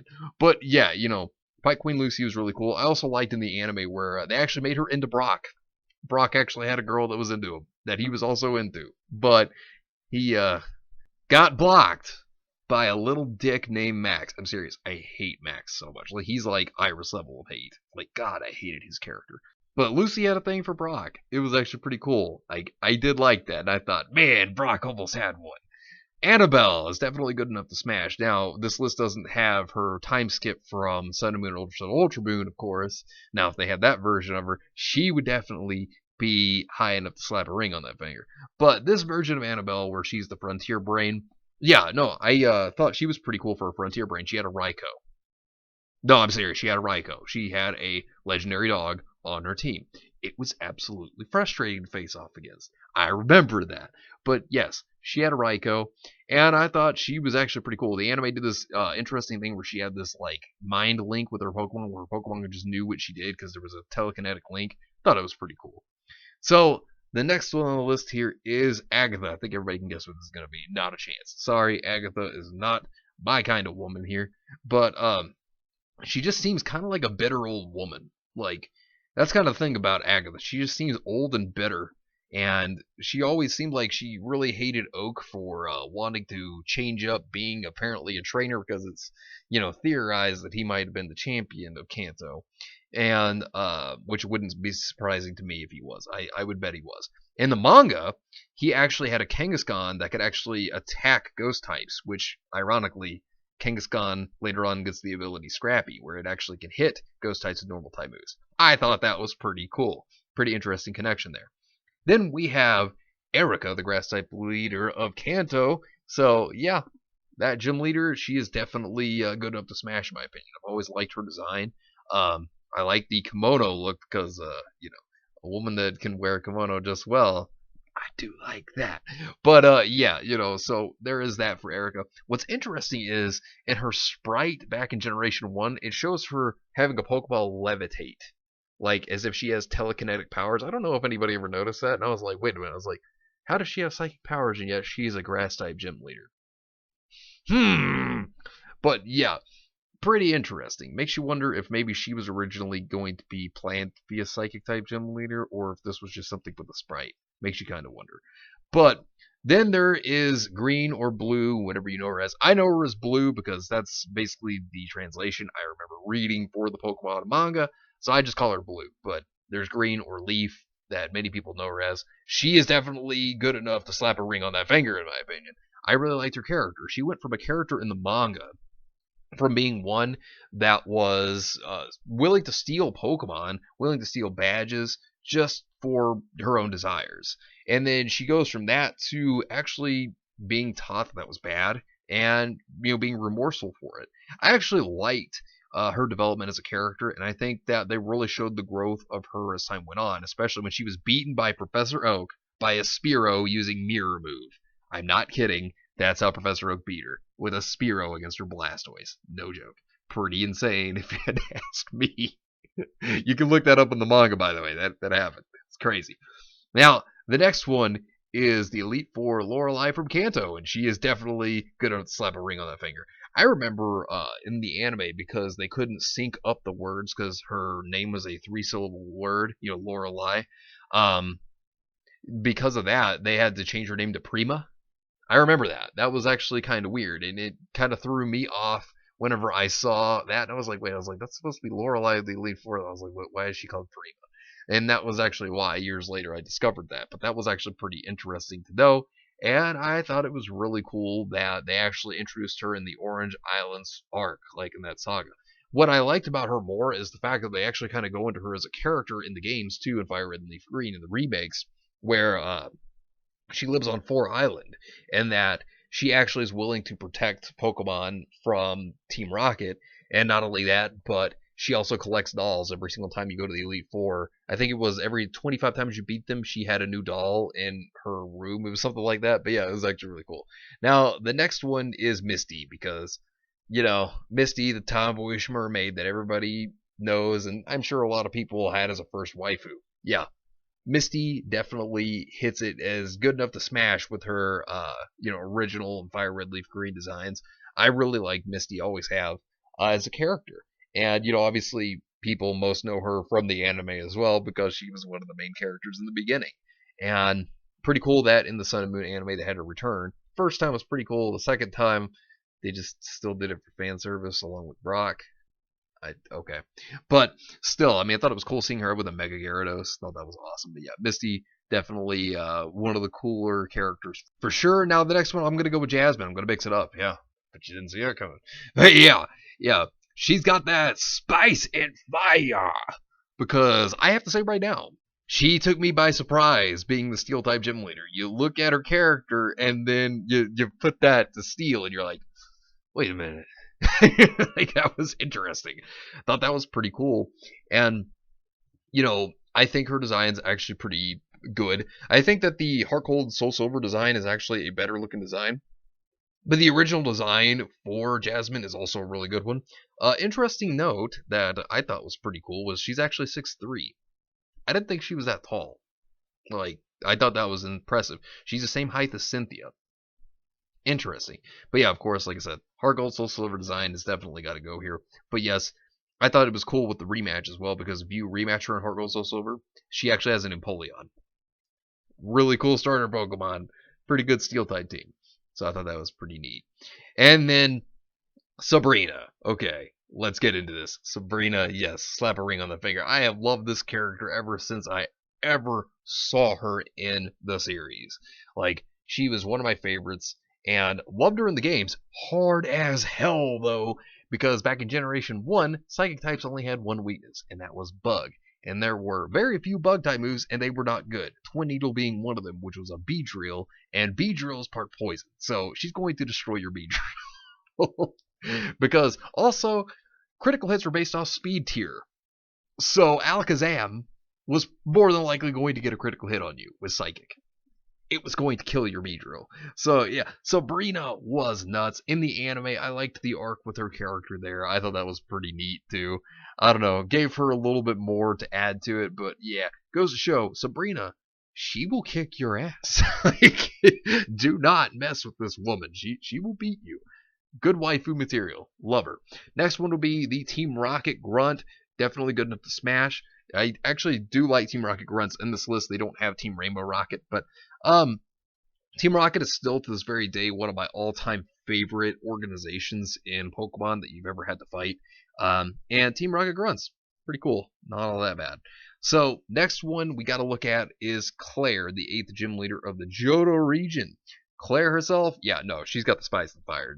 Claire is, yes, I definitely have to say that I really do enjoy Claire a lot. Her Kingdra was tough. Never gonna forget that. She also had a Gyarados, but yeah, Claire is great. If you rematch her in Heart Gold Soul Silver, she actually has an evolved team with a Dragonite on it instead of just a Dragonair.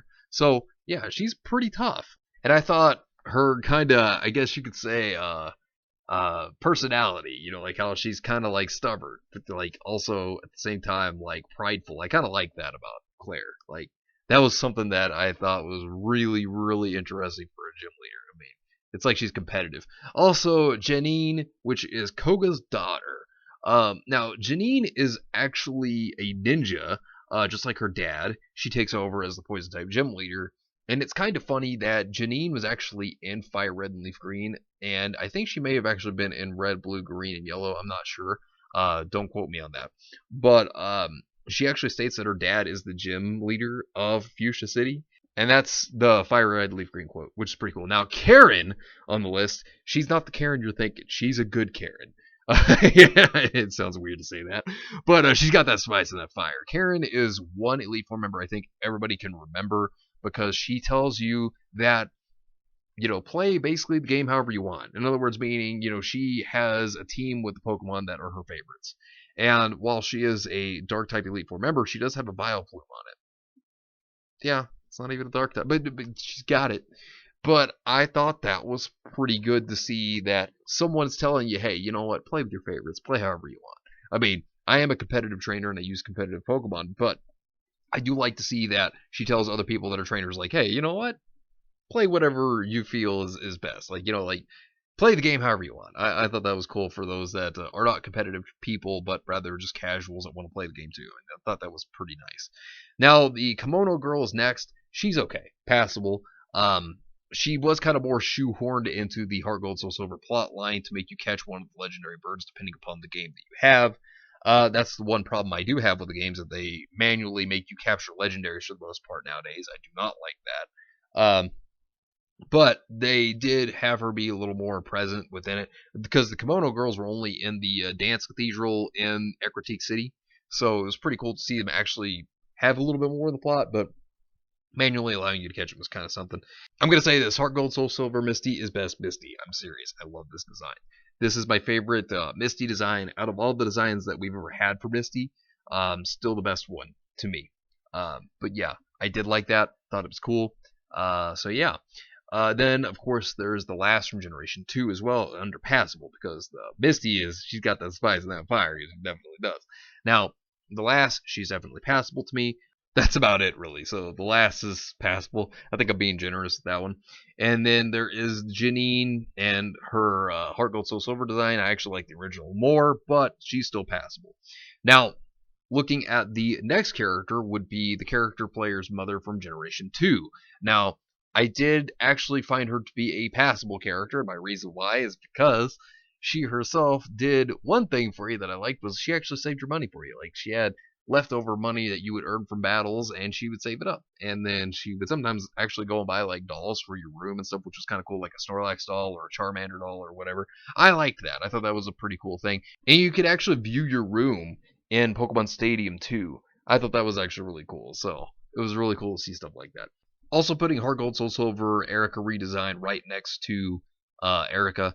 I mean, there's not really much of a difference, just a little bit of a change in terms of the kimono. So, not really much of a difference, but still, do like Erica. And then we cannot forget to look at that time skip Sabrina, because love that one. Oh man, Sabrina's designs are fantastic. I absolutely adore the character. Just love Sabrina. Like I said, still one of the best waifus in my opinion, all Pokemon. So yeah, definitely gotta hand it to Sabrina because that redesign. I don't know. I like the redesign of the time skip Sabrina more than I do like the redesign of Fire Red Leaf Green. I don't know. It's crazy to me to think about that, but yeah, I'm actually more of a time skip Sabrina fan in terms of that design. And now the infamy that is Whitney. Whitney, she's passable. I didn't struggle like a lot of people did with Whitney. I actually beat her on my first go. Believe it or not, I actually did. But it was not easy because I'm personally somebody when it comes to these kind of games to over level myself. So I've had like level 25 Pokemon by the time I fought Whitney. So yeah, the grind was real for me, as it always is with games like these. Whitney in the mill tank, though, that thing is absolutely frustrating. Stomp and body slam, being able to paralyze. Attract wasn't that bad, but oh, and roll out. Ugh, Whitney, just that's all I want to say. You're passable, Whitney. That's it. That's all. That's all. Team Rocket admin Ariana, not a chance. I don't see the appeal in the character personally. That's just me, but it is theorized. There's a theory behind her that she might be Giovanni's wife. That this is how he had his kid, which is Silver, which is your rival character in Gold, Silver, Crystal, Heart Gold, and Soul Silver.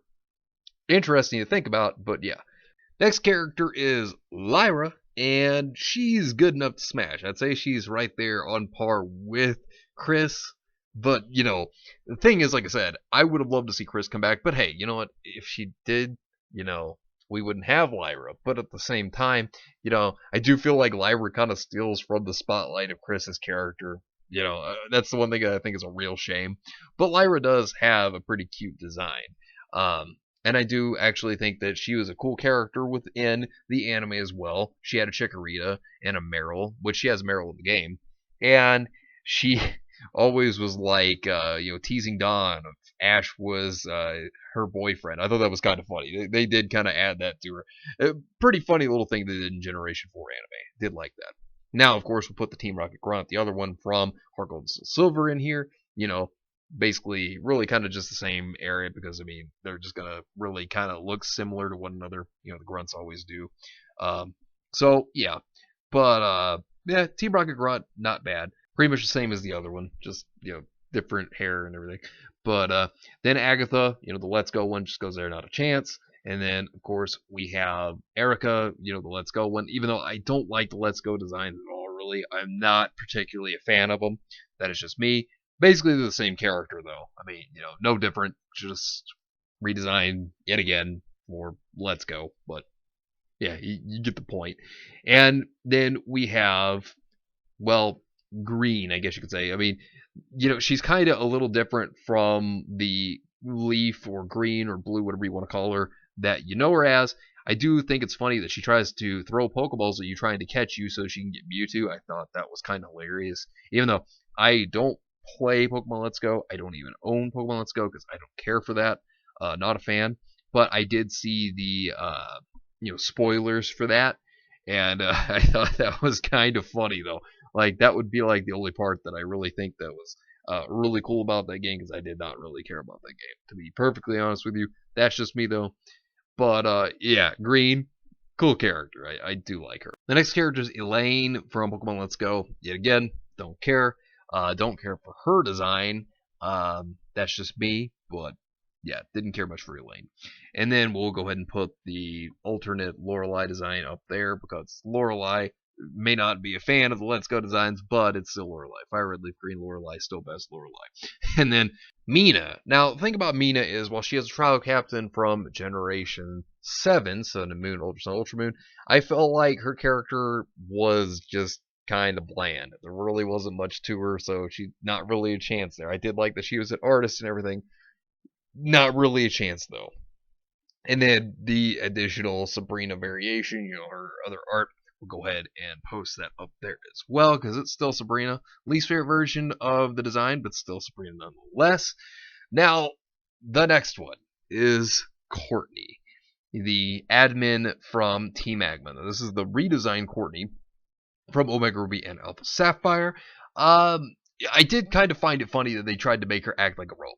I did find that a bit amusing, and she definitely is got that spice and fire. Because I'll tell you right now, like I was extremely close to putting her slap a ring on the finger, but then I was like, maybe she's more like Spice and Fire because I did like her character.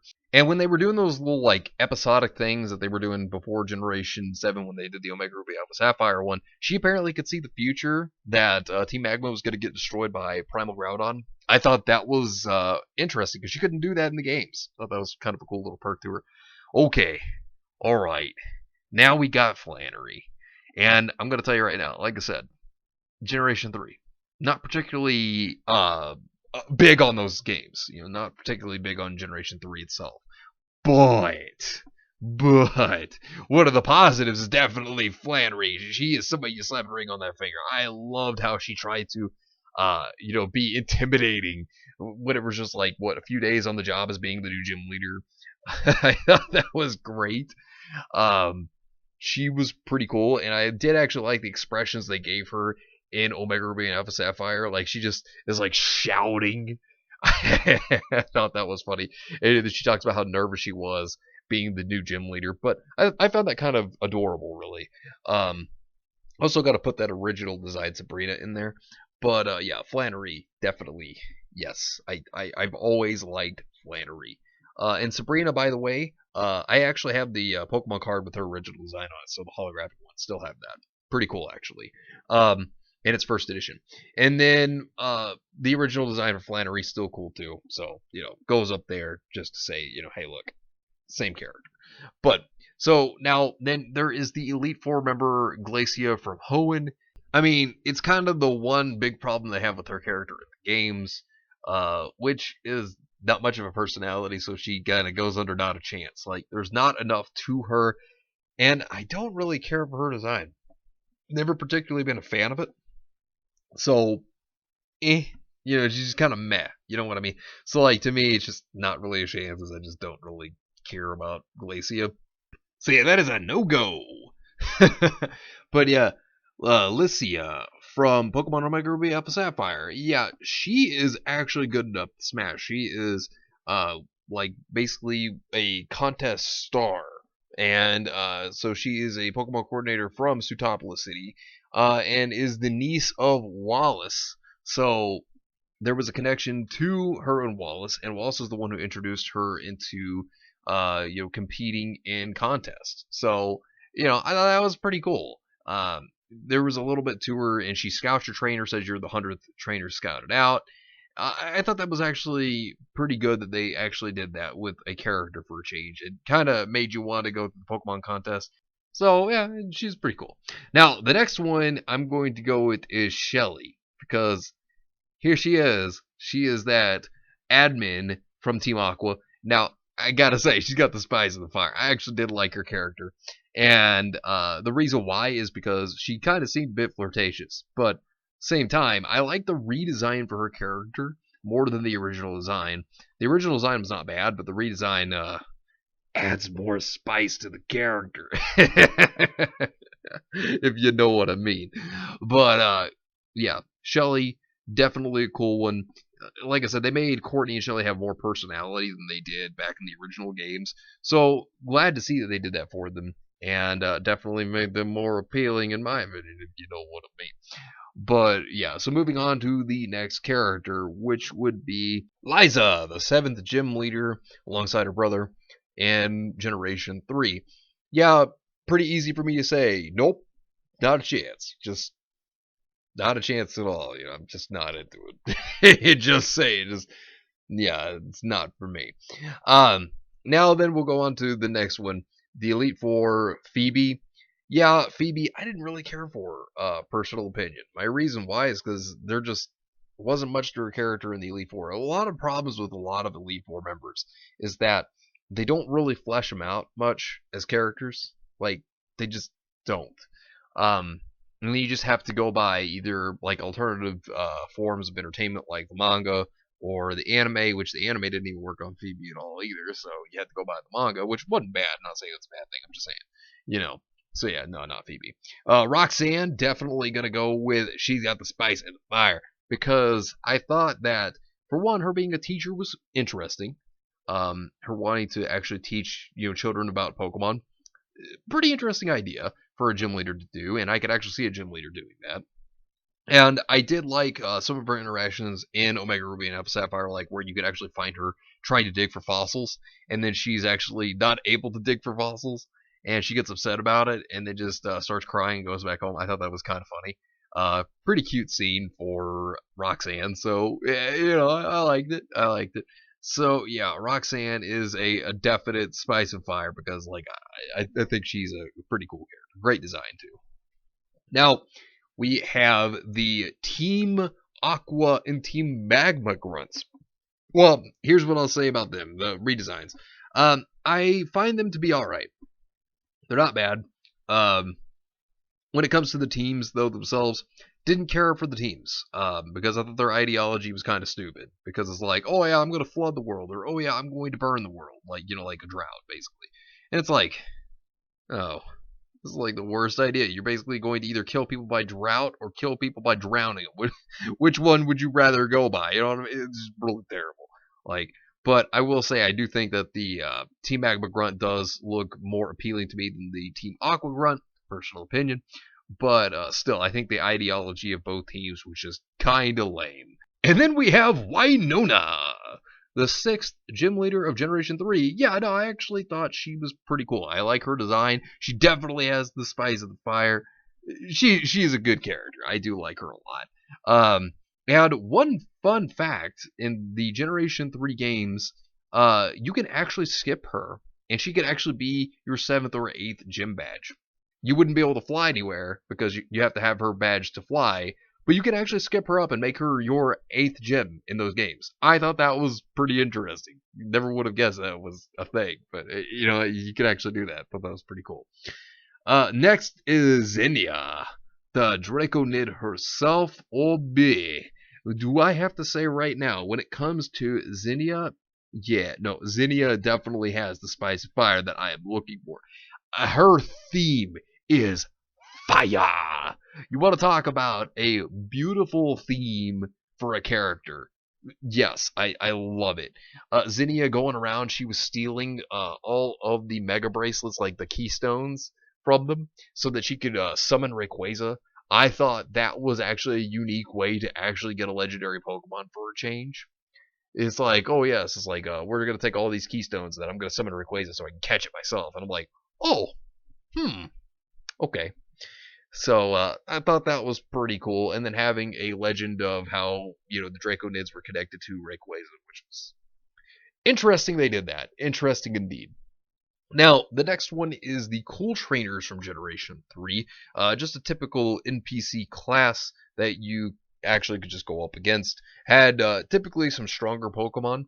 Yeah, if I had to say, just kind of right there, good enough to smash because the design of the character is really cool. See, some NPCs have really good designs. Some of them are meh, but like some of the one-off characters have some pretty good designs. And I think that the Cool Trainer herself is one of those characters that actually has like one of those unique-looking designs that could actually be like a character in the anime. Pretty cool. And then there is the Aroma Ladies from Generation 3. And, if I had to really say anything about them, they're just basically passable. I mean, they don't look bad, just a passable design, if anything. They typically had your grass types, typical NPC with one specific type. Use grass types. But yeah, design's okay, not bad. But yeah, so gonna go ahead and put in here another design from a character, which would be Caitlyn. The two different Caitlyn designs. I gotta say, she still has the spice of the fire, but I think that her time skip design in Generation 5 definitely looks better. And you know what's funny? No matter how many years seems to go by in the Pokemon games, like by the eras, it seems like Cynthia just looks exactly the same. Does anybody know this? Like in Generation 5, she looks the same as she does in Generation 4. Same thing with Generation 7. Just saying. Just saying. And then we got to give the Dawn design in there too, because Dawn has got the spice of fire. I mean, she looks great. I still thought that was cool. They implemented the snow jacket in the anime too that she wore on their way to Snow Point City. That was pretty cool. But so then, of course, more characters that we gotta post in here would be May. Gotta put in her original design as well as the contest design. Now, I like the Omega Ruby Alpha Sapphire design the most for May. I think it's the best one. I think her original design is kind of bland in comparison to the later designs. It's kind of funny how that works. And then we need to post in the Misty design because got to take a look at that one. The original Misty goes here with the other Misty designs. One thing I did like about it though was that she actually had red and white. I thought that was kind of cool. Instead of the typical blue or white and blue, she had red in the scheme. I thought that was pretty good for coloration for Misty. I don't know. I kind of like that the best, but in terms of at least the colors together, I do like that for her. And then also the original Roxanne design, because goes right next to Roxanne. I still like probably the older one because it does kind of make her look a little bit more mature. And then Winona looks the same within both designs. Kind of funny. I do like Winona though. All right, so then we got to go on to the next character, which would be another typical NPC class, which is the Battle Girl. And yeah, she is definitely got the spice in the fire. I always love the design of this character.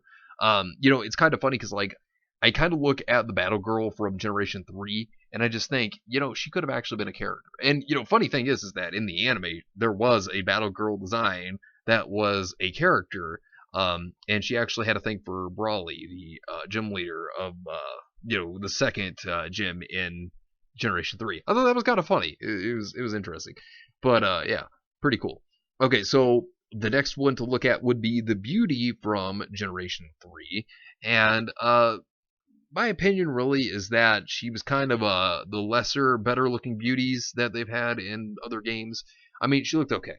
I do think that they've had better beauty character designs, but hey, you know what? You like that class, that's your waifu, go for it. Nothing wrong with it. I'd say she's passable at least. There you go. Now, there was the Delinquent class. Now, this Delinquent class was actually exclusive to Omega Ruby Alpha Sapphire, and I gotta say that I actually did like the design of the character, and I kind of liked those characters. I would definitely say good enough to smash. And what's funny about this is that talking about Lucy earlier, well, there's actually a reference to Lucy as a delinquent in the Battle Mycen when they're looking for frontier brains for the Battle Frontier, and apparently Lucy is seen as a delinquent. Yeah, it's pretty interesting that they did that. But yeah, definitely good enough to smash, in my opinion. So, next one here is the Expert. Okay, well, let's just say right now, we all know where the Expert's gonna go, because I'm gonna tell you right now, the Expert class, yeah, I just do not care, not a chance. And then there's also the Diver class, yet again, just kind of goes with not a chance. Gotta see a little more character as well as design there. So that is yet again a no go in my opinion. Now there's the TV reporter Gabby. Now I thought she was okay. My opinion is she is definitely passable. And what I thought was cool was that she was a reoccurring character for an NPC for a change. So like she kind of came in and would battle you for an interview, and then you could actually insert certain words, certain phrases, and then they would be like on the TV in the game. And if you mix records of people, they could see it in their game too, which I thought that was pretty awesome. They did something like that. I like to see the connection that they would do there, so I did enjoy that. Then there was the lady class in Omega Ruby Alpha Sapphire, which I like the redesign a lot more than the original one. I thought they did pretty good with it. Because the original design, it's okay. It's not that great. But the lady class in this one, yeah, definitely a lot better. But that's just me. Now there's the Omega Ruby Alpha Sapphire last character. Now what I would have to say about that is the last is, passable, which is okay. Definitely seen better last classes in other Pokemon generations. But yeah, no, this was fine. So then this one is the Parasol Girls. Parasol Girls, you'd find them sometimes at the game. They were okay. I remember one, which was one of the hardest ones I think I ever encountered, which was just going through the playthrough. Like, not if you actually had like competitive Pokemon, or like even if you were like higher leveled. But like at the time of the leveling, one had a Milotic. Yeah, that was actually pretty good. As well as it was in the rain, so the rain with water pulse was like doubled because of the rain. Now this is a camper. Yeah, campers are just no. So, yeah, no, that's a definite no-go for me. But hey, I mean, I'm just saying. So then the next one, I think this one is a Poke Fan class, if I recall. So yeah, yet again, the Poke Fan class that would definitely be a no. Not really interested in that, but that's just me. And so the next one is a Pokemon Breeder class, which yet again, that's a no. I really don't care. But only thing is about these NPC classes is they're NPCs. There's not really a whole lot character to go on, so it's really kind of more by design at this point, which is kind of unfortunate. But it's really the best I can go here. Now this one's a Pokemon Ranger class, and I have to say, in terms of design, yes, I love this design. She's got the spice of the fire. I've always loved the Pokemon Ranger class in the games of Generation 3. Now, there, of course, was Generation 6. They don't actually have that on the list here, I noticed. But I think that the Fire Red Leaf Green design for the Pokemon Ranger class was actually the best. And there was actually, in the Seabolt Canyon, there is actually a female Pokemon Ranger, and she actually has a Chansey. And I was like, oh man, I'm going to grind off this thing because Chansey gave me so much experience. And so I'd go and use the Versus Seeker on her and then just like battle her over and over again for like, the Pokemon just get boosted. It was great. Uh, so then there is the Schoolgirl class, and well, I think it's pretty obvious. Schoolgirl class is definitely a new. Not into that. That's just me though. Now, of course, there was also the swimmer class. Yet again, this is Omega Ruby Alpha Sapphire, and yeah, no, I mean she's definitely good enough to smash. That's basically what I'd have to say about it. I think there are some better swimmer classes, but this design is a good one, definitely a good one. But yeah, definitely appealing. I will say she definitely looks good. Definitely looks good for sure. So then there is the junior trainer class, and there's also the senior trainer class. So looking at the junior trainer class, yeah, that is a definite no. Just don't really care for the junior trainer class. They were only like tag team characters, so the only way you would see these characters would be if you had a double battle with them. Otherwise, you didn't battle these characters individually in Ruby Sapphire Emerald or Omega Ruby Alpha Sapphire. So yeah, but yeah, that would also go with a not a chance on senior trainer as well. Just yeah, no, not really into it. So then of course there is the Tuber Girl. Yeah, that's a definite no. So yeah, no to the Tuber Girl. And then there was the couples characters. When it comes to the female of the couples, yeah, don't care for that either. Then there's Argenta, who was also a Frontier Brain in the Sinnoh Battle Frontier. Yeah, that's a definite no. Not really into it. And like I said, when it comes to Battle Frontier, like the problem is that there's not really enough character to these unless you were to go by the manga. But yeah, even then, I just didn't care much for Argenta. I remember beating her though. I remember I took a challenge where I put a Charizard in as the Pokemon I was going to use, and I taught it a Hyper Beam move, like a Blast Burn, the elemental Hyper Beam, and I actually beat her with that. It was so funny. Then there's Dahlia. So Dahlia, she is a Frontier Brain also, and yeah, she is definitely good enough to smash in my opinion. Like I said, I would love to see more of her character. You do get to see it more in the manga, which she was pretty cool. But like, would have loved to see maybe more like another game. Now she was also in Johto. The Johto games had the Battle Frontier from Sinnoh, which was pretty cool also. Then there's the original Erica design, which I do like that design for Erica. I like the color scheme, the shade of pink and blue. But yeah, Erica, like I said, always been a pretty good character. So got to give it to Erica. So then there is also the original Kanto Lass. And where I would put her is I would basically just kind of say not a chance to that. Because, like, to me, there are better Lass characters in terms of design. Now, I did like the redesign for Fire Red Leaf Green. Now, unfortunately, it's not on here. But the Fire Red Leaf Green design that they did, the redesign, looks better for the Lass. But the original Kanto design, yeah, not particularly the best. Now, here is the lady from the lady class from Ruby Sapphire. Like I said, passable, not as good as the redesign in my opinion, but it is definitely a passable design. But it's just not like to me, like I said, not as good. But I mean, it's not that I wouldn't give that one a chance. I mean, that one would be okay, passable. So moving to the next one, which would be the Team Aqua and Team Magma grunts. Now I do like the redesigns more. For the most part, I would definitely say that I think that they look a lot better. So the Aqua one would definitely go under passable. Like I said, the team's ideology is still dumb. I can't stress that enough. I didn't really care for what Team Magma and Team Aqua's ideologies were, but yeah, she is definitely passable. And then when it comes to the other one, I just like the Team Magma grunt more. I think she looks a lot better, but I'd still say that the original design is passable. Could be better, could be worse, but yeah, definitely passable. So the next one would be the Ace Trainer from Alola. Definitely good enough to smash. Now the Ace Trainers were like a new variant of Cool Trainer because they basically, I guess, kind of swapped it up. Instead of calling them Cool Trainers, they called them Ace Trainers. But yeah, still, I do actually like what the Ace Trainers look like, and I did see some like cool mods where like people were making them look like May and whatnot. Pretty cool idea actually. So I did enjoy that.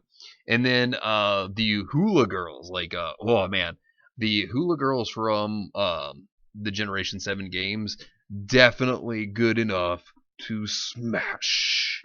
like, I did like them, and they had some pretty cool Pokemon because they would use the Oricorios. Was what they would use, and the Oricorios were based off of Hula, like in different dancing styles. So that was pretty cool. They did that for the Hula Girls. I liked that.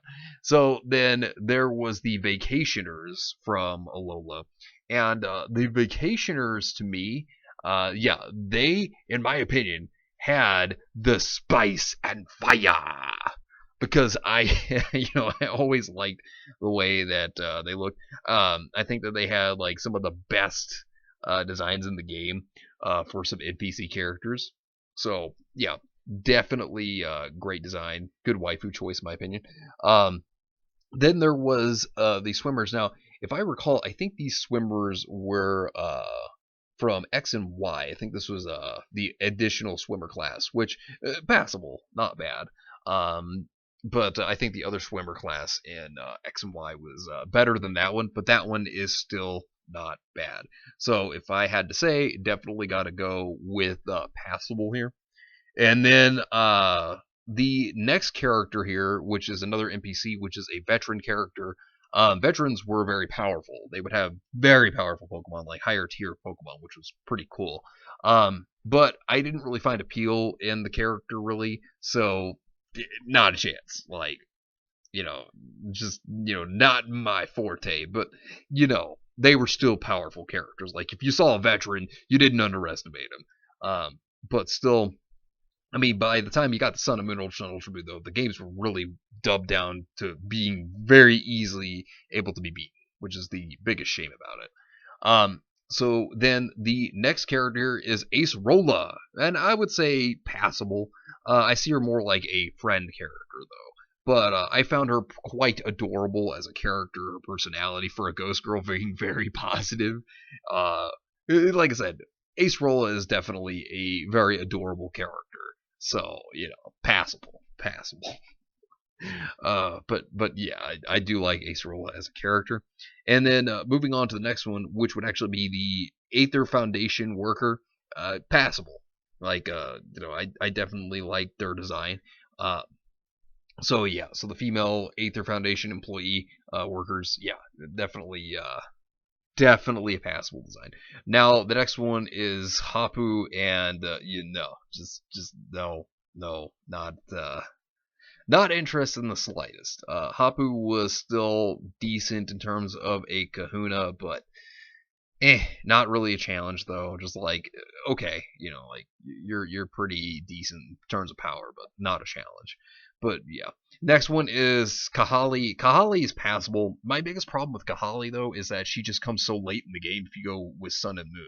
she's just immediately an Elite Four member. Of course, they talked about how her dad owns the hotel where you can golf at, but Kahali, like, there's not much to her other than her having a competitive streak and that she wants to be UMB champion.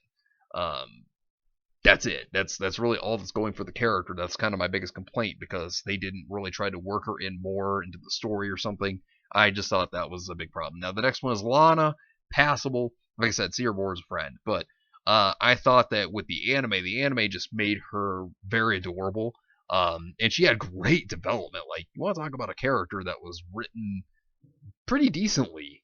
It was definitely Lana. She definitely grew from who she was in the beginning of Sun and Moon anime. Well, I had a lot of problems with the anime, but she was definitely one of the better parts, the way that she was written. Now, the spice and fire does go to Lily, though. Lily. Like, I love her character. Like, Lily is someone that I can relate to. She went through a lot of abuse, and, it made her run away from her mom. And she was trying to stay away to protect Cosmog as well from what her mother planned to do with the Cosmog. Like, I love Lily's character. Then again, I love the whole entire Aether family. They're all great. Gladian as well. I mean, like Lusamine, Mon, like, I like all of them. And I did like Lily's development at the end of Ultra Sun, Ultra Moon more than Sun and Moon, because Sun and Moon just felt like a bittersweet ending, as to where, like, Ultra Sun, Ultra Moon felt like the real ending to the games. So, like, I like that a lot better. And then we got to talk about Mama Lusamine. Okay. Now, this is a big one for many people, I'm sure, because a lot of people are like, well, what are you going to think about Mama Lusamine? What's your thoughts on her? Oh, Mama Lusamine. No, definitely not the Mama of the Year. I tell you that. But in terms of waifu material, where does she rate? Slapping a ring on that finger right away. I love Lusamine's character. In fact, she was my favorite character in the Sun and Moon, Ultra Sun, Ultra Moon games. I loved her to death. I mean, yes, she was selfish. Yes, she was a terrible mom. Yes, she was just awful.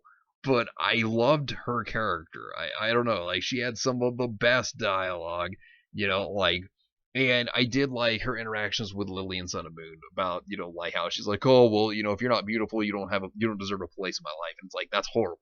That's a horrible perspective, and that she called her own daughter ugly, and I'm like, wow, that's awful.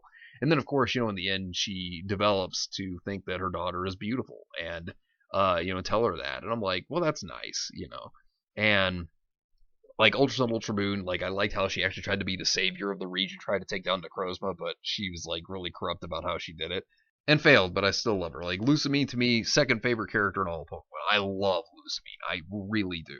Now, the real question, though, comes in from, what is my opinion of Mother Beast Lusamine? I mean, would I go that far? Would I do things with Mother Beast Lusamine? Yes, I would. Yeah, that's right. I like Lusamine that much that I would. Yeah, you've seen enough hentai to know where that would be going. God, it's so horrible. Oh man, like I said, I just love Lusamine's character. I'd go that far. I'd do it. That is how devoted I would be to Lusamine as her being my waifu. I'm serious. I'd go that far. I'd do it. I would do it. Okay, so after that, next one is Mallow. Where does Mallow stand? As trial captain, I liked Mallow. If I had to say, she's definitely good enough to smash. I definitely have to give her that. I mean, she's got that good cooking going on, so I mean, you get that smash in there, and then you get that good meal, you know what I'm saying? So, yeah, Mallow is definitely good enough to smash. So I gotta give her that. And, I thought it was cool about her whole, like, goal within the anime as well, about wanting to be a chef. It's just too bad they didn't do enough with it. Like, I feel like they kind of shafted her character a little bit in the anime, but, happens. Mina, well, yet again, I'm just going to say this, Mina, because, I can go a little more into that, I guess. Mina just seemed a bit lazy with the trial challenge in Sun and Moon. Ultra Sun, Ultra Moon, I thought that her challenge was a bit better. And I obviously like her actual design from Sun and Moon, Ultra Sun, Ultra Moon better than I do the Let's Go design, but hey, that's just me. Now, the character player's mom from Sun and Moon. Yes, she's got the spice and the fire. The mom was originally also a character that was apparently really powerful with her mouth. I thought that was really cool. Like in Ultra Sun Ultra Moon, you learned that the player character's mom was very powerful in the Kanto region with the Meowth, and she had a name for herself. Even like I thought that was pretty impressive. That was cool. Uh, so Olivia, the Kahuna, as well as the Elite Four member. Now, here's what I will say: Olivia was pretty awesome. I gotta say, she was really good. I have to give her good enough to smash. I liked her character. Like she definitely came off as someone like in terms of character as a strong character, and I did like that. Now, of course, her challenge itself, meh, not really bad. But like in terms of who she was, I did like it. Now it's funny because like when it comes to her being like a pretty prideful character in the games, in the anime she's a klutz, which was kind of complete opposite. Really weird, but I did like it. It was kind of adorable how she would act. But yeah, I did like her. Plumeria from Team Skull. She was the admin of Team Skull. I actually think that she was a good character. She's definitely good enough to smash, in my opinion. A reason for this is because she was like the mom to all the Team Skull grunts because they were basically like a bunch of hoodlums and everything, and she was kind of the one who kind of kept them in place. I actually did like that, and how she cared for Guzma. Like I thought it was cool. Like I did actually like her character a lot, and I felt like she was a good structure for Team Skull. Now, next character is Professor Burnett. Now, she came in Generation 5 with the Poke Radar, if I remember what it was called, and then came back in Sun and Moon. And it turns out she was actually married to Professor Kukui. He did good because he got a woman with that spice in the fire because I love Burnett. Like, she is definitely waifu material. And she was like a mother character to Ash in the anime, which, Kukui himself was like a father to Ash. I thought that was a cool dynamic that they set up for the family, basically. And they actually had her get married in the anime to Kukui. Like, they weren't married yet, and it's the first actual marriage that we actually see in the anime. I thought that was really cool. But yes, Burnett. Yeah. She got the spice in the fire. So then the player character, Moon or Celine from Sun and Moon. Well, I gotta say that Celine gets a pretty good spot on the list because she's got the spice of the fire. Because if you think about it, she's the player character. Because, player character can choose whatever, which becomes the very first champion of Alola. So when you think about it, whether you choose the male or the female character, they become the very first champion and also had helped form the league. I thought that was really cool, and I gotta say that seeing that this character actually, is the champion essentially because it's you, yeah, I think it's pretty awesome. Now, the next one is the Team Skull Grunt, which the interesting fact about the Team Skull Grunt is they are also like the punk characters, but they just went to Team Skull. Gotta say, they are good enough to smash. The Team Skull Grunt females, they are all good enough to smash, in my opinion. I do like them a lot. And in fact, like I said, they're the punk characters too, so it's pretty cool. Too bad there wasn't much to Team Skull, though. And then the next one, another big one here, which would be Miss Wick. Oh yeah. Well, where do we put Wick? We put her in good enough to smash because, everybody loves them some thick Wick. And Wick was pretty cool, being kind of like the assistant, or I guess in a sense like a babysitter to Lily and Gladius. She seemed to really care about him, kind of like more of a mother figure to them than Lusamine even. So gotta give Wick credit. She's definitely a good character. Now, the next one, which will be the Ultra Sun, Ultra Moon version of Moon or Celine. And I gotta say, I do actually like this design more, and definitely goes in the she got the spice and the fire, because she does. Do like her design a lot more. And, I mean, you look at Chicken Hat Girl, I mean, yeah, it's still pretty good design, but I think that the Ultra Sun, Ultra Moon design is the superior design, in my opinion. But hey, that's just me. But yeah, so the next character here is Solera from the Ultra Recon Squad from Ultra Sun and Ultra Moon, which I gotta say, I did like the Ultra Recon Squad. I thought they were pretty cool characters. But Soleria, she is definitely slap a ring on that finger. I do like her character. And, while she is one of the characters that actually thought that in Ultra Sun, Ultra Moon, well, actually, Ultra Moon is where you actually face off against her, but she actually thinks that they should try to use the power of Necrozma so they can bring light to the world. That's what they're trying to do, and I thought that was actually pretty interesting. But yeah, definitely waifu material, 100%, 100%. And then the next character is Zozie, which she is from the Ultra Recon Squad from Ultra Sun, Ultra Moon. And, here's the thing.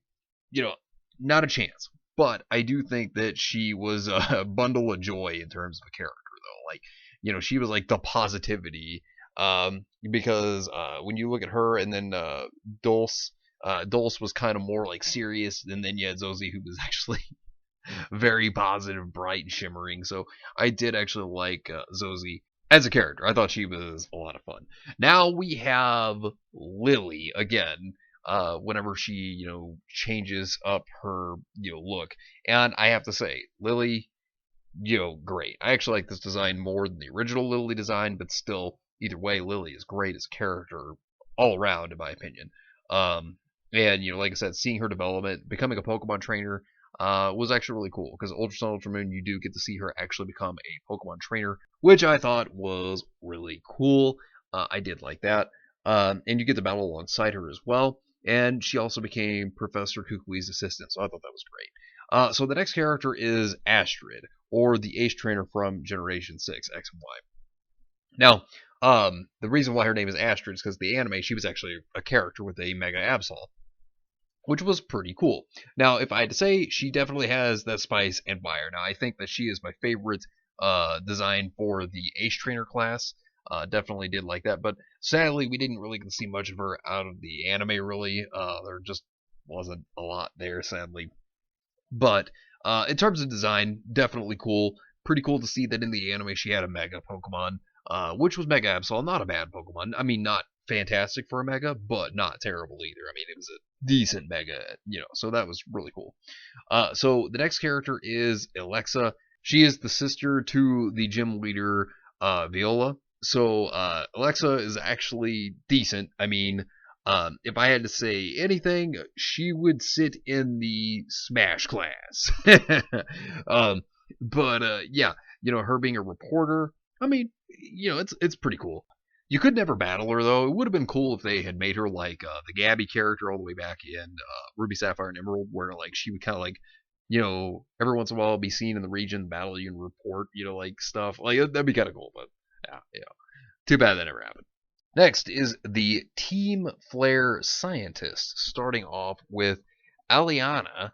And Aliana, well, you gotta say, with the Team Flare scientist, didn't really care. So Aliana, just not a chance. There wasn't really much to these characters. I mean, yeah, they were the scientists, did research when it comes to Team Flare, but other than that, nothing else. So no, nothing really there.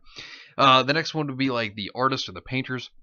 And I'd say that they are passable, if anything. I mean, just your typical NPC that you battle. So really nothing special there. So then the next one is the Battle Girls from X and Y.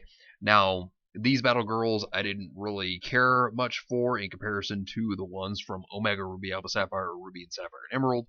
So yeah, this one definitely has to go with not a chance. Didn't really care for the design. Now, the next one is a pretty big one. So this is actually the Beauty class from X and Y, and I have to say, I think this was actually the best Beauty that they ever had because she got some spice and fire, man. She's got it. I do actually like the way that they worked with her design. But there's also like one little thing that's in the Battle Mason. If you battle up to a Beauty, there will be a certain Beauty you can battle, and they talk about how they were a Karate King at one time. Karate Kings, by the way, they're all male. So I found this to be actually pretty hilarious line of dialogue because I was like, wait, what? Like when I saw it and I beat the trainer and they talk about how they went from a Karate King to a Beauty, and I was like, oh. You're like, okay, all right, that's huh. But yeah, it was very different for a joke. I never expected something like that. So then the next one is Bonnie, which is Clement's little sister, the gym leader, the fifth gym leader in X and Y, and he was cool, but his sister, not a chance. But what I will say is that Bonnie is definitely a cool character. I do think that she was pretty cute in the anime. I did like the jokes that she would have between her and her brother, and just some of the fun things that would go on with her character. But in terms of waifu material, no, no. No. But also, now the next one is Bryony, the scientist. Now, I think she's passable, at least in terms of design. Because, like I said, there wasn't really much to go off in terms of character, other than them hating your character for being against Team Flare, obviously. But she reminds me of Gumi from Vocaloid, but that's like the only thing I really like, because it reminds me of that. And then the next one is Solicia, which is another of the Team Flare scientists. And if I had to really say about Celicia just, not a chance. I don't really see it. Um, but, that is just my opinion on that. So then, of course, we have the next one. Now, the next one's interesting. These are the Battle Mysons. They were in the Battle Myson, and you basically fought them. They were like the boss of it. So it depended upon what you chose, whether it be single, double, triple, or rotation. So this one, her name is Dana, and I have to say that she's good enough to smash.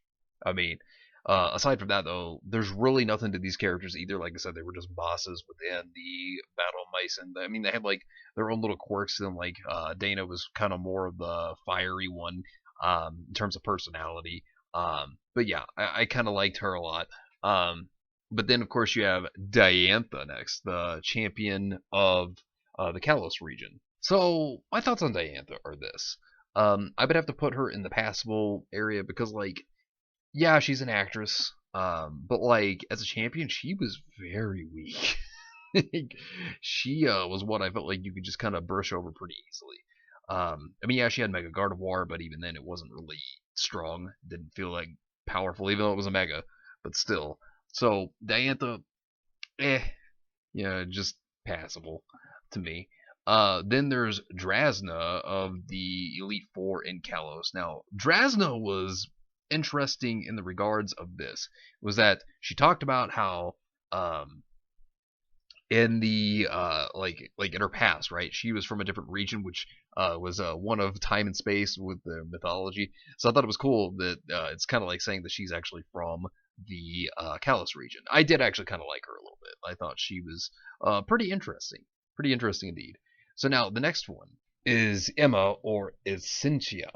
So Emma, she's not bad. I would definitely have to put her more in the good enough to smash, um, because she was an orphan child, tried to protect the little Esper known as Mimi, and then in turn, because she feels like she becomes a burden to Looker, she goes and takes a job and becomes Essentia, where she gets remote controlled by Zerosic, but then in the end, the control is broken and she gets to live a normal life. I'd say she's alright. She's not bad. So the next one is another Battle Myson member, which is Evelyn. Now, it's the same thing as with the rest of these. Like, she's good enough to smash, but as I said, these characters don't really have much. I mean, I did kind of like her, kind of like personality where she's kind of timid.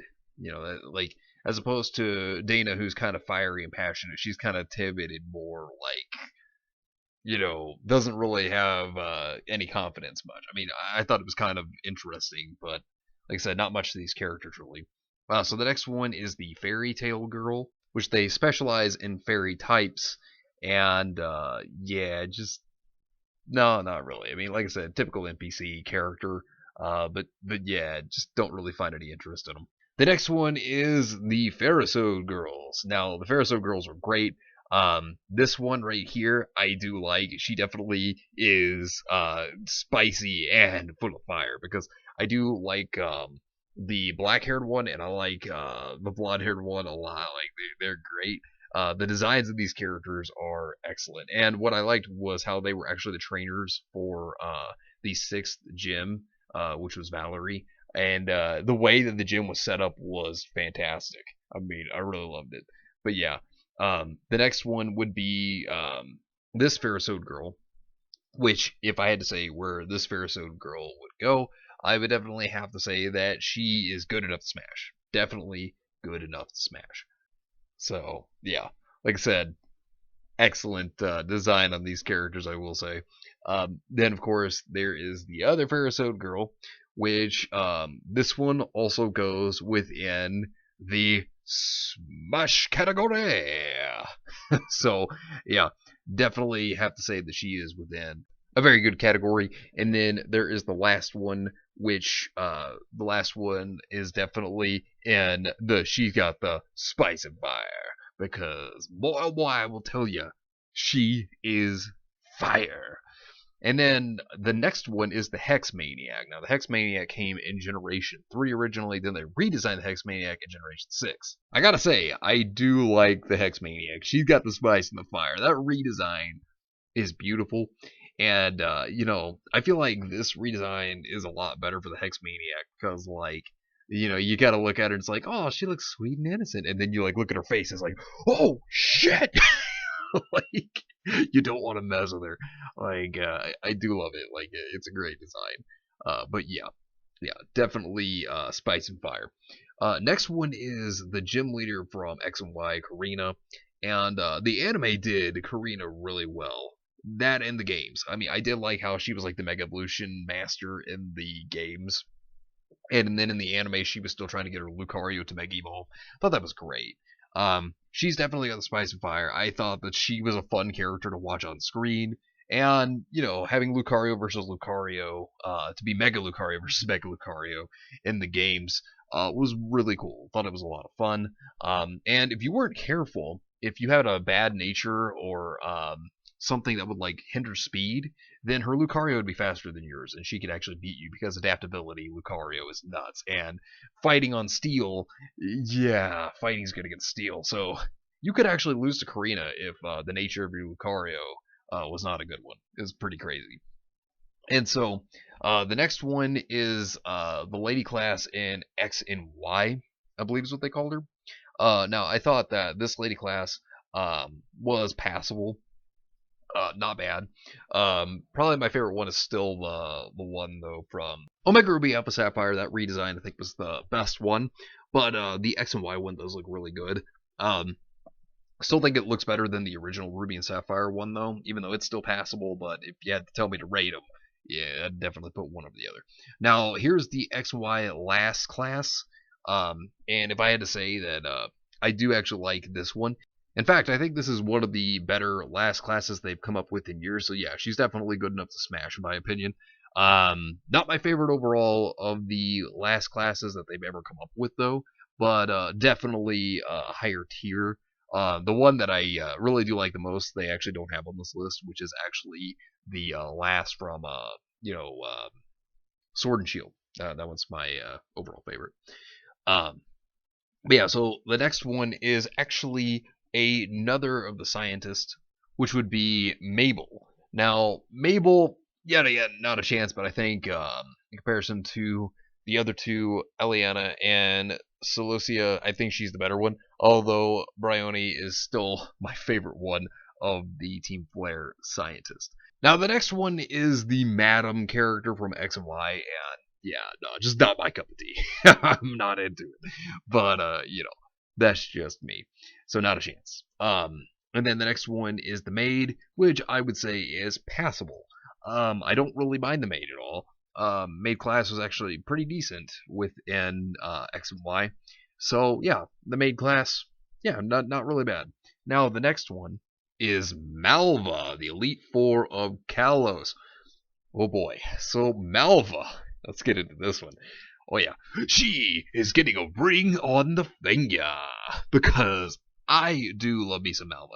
Now, of course, Malva was also a Team Magma member, which may shock people. That's actually why she hates the player character in the X and Y games, because you take down Team Magma, so she automatically just hates you for it. And that she vows that she's going to take you down because of it. But I absolutely love Malva's character. She, to me, yes, that is a definite slap a ring on that finger for sure. Now, the next one is from Battle Mason again, and her name is Morgan. She was for the rotation battle. She wasn't bad. I mean, she was okay. I think she had more of the calm demeanor, if I remember correctly. But yeah, I mean, she's fine, not bad. But like I said, nothing much to these characters. I mean, it's what happens when you have like a lot of NPC characters like this that don't really have much to show for it. I mean, at that point, you just gotta look at the design, really, and maybe some dialogue they had. I mean, at that point, that's about all you got. So the next one's Battle Mason Nita. She was from the single battle, and yeah, I mean, no, not a chance on this one. I not really a fan, but that's just me. So now the next one is the gym leader of Kalos, the seventh gym, Olympia. Now the big problem with Olympia that I have is, well, she is a psychic gym leader. There wasn't really much to her character in the games. It was kind of like that whole thing with like Sabrina, how Sabrina can see the future. Now, of course, the first time it's like, oh, well, that's very interesting, a psychic seeing the future. But it's like when you see this kind of thing going on multiple times, and Olympia does basically the same thing, how she saw the future, saw you coming into it. Yeah, it's not really that good. Now, this one was a Pokemon fan also. I mean, she's all right. Pokemon fans, I think this is probably the best looking design for the Pokemon fan trainer class, as opposed to some of the others I've had in the past. So now the next one is the breeder as well. Gotta have that breeder there because she's got the spice and the fire. I like this Pokemon breeder the best. X and Y knew what they were doing with that one.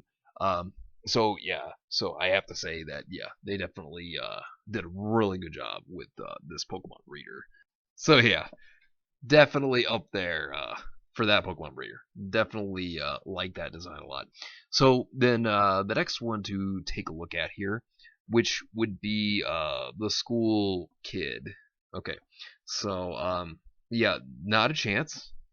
So that's a big nope right there. Nope.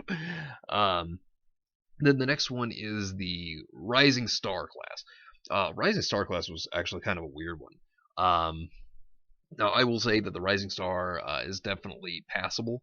I think they were kind of like a weaker Cool Trainer or like a weaker Ace Trainer class. They didn't have as strong a Pokemon on their team, but they still had like decent Pokemon.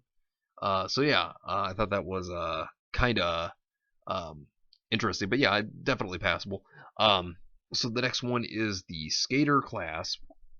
Now, the skaters were within Karina's gym, which was the third gym leader of Kalos, and she had a pretty cool gym, but the skaters did not particularly stand out to me. So, unless you were Karina, you didn't stand out. So, the NPC characters obviously did not stand out as skaters to me, so I didn't really care. The next one was the scientist, and scientist I didn't care for either. Wasn't anything particularly special about them to me. Um, so yeah, I didn't really care for that. So yet again, another not a chance here um, on that one. So yeah, but the next big one here is actually Serena. Like Serena is a big one. I think anybody could definitely tell. Um, yeah, Serena is another character you got to slap a ring on that finger. Like I love Serena's character. Um, she also was taken from the design of Leaf, ironically. And then what was really cool about what they did with Serena was in the anime they actually made her have like a thing for Ash, which was kind of cool. It was kind of like some funny gag bits with that too. So I thought that was pretty hilarious.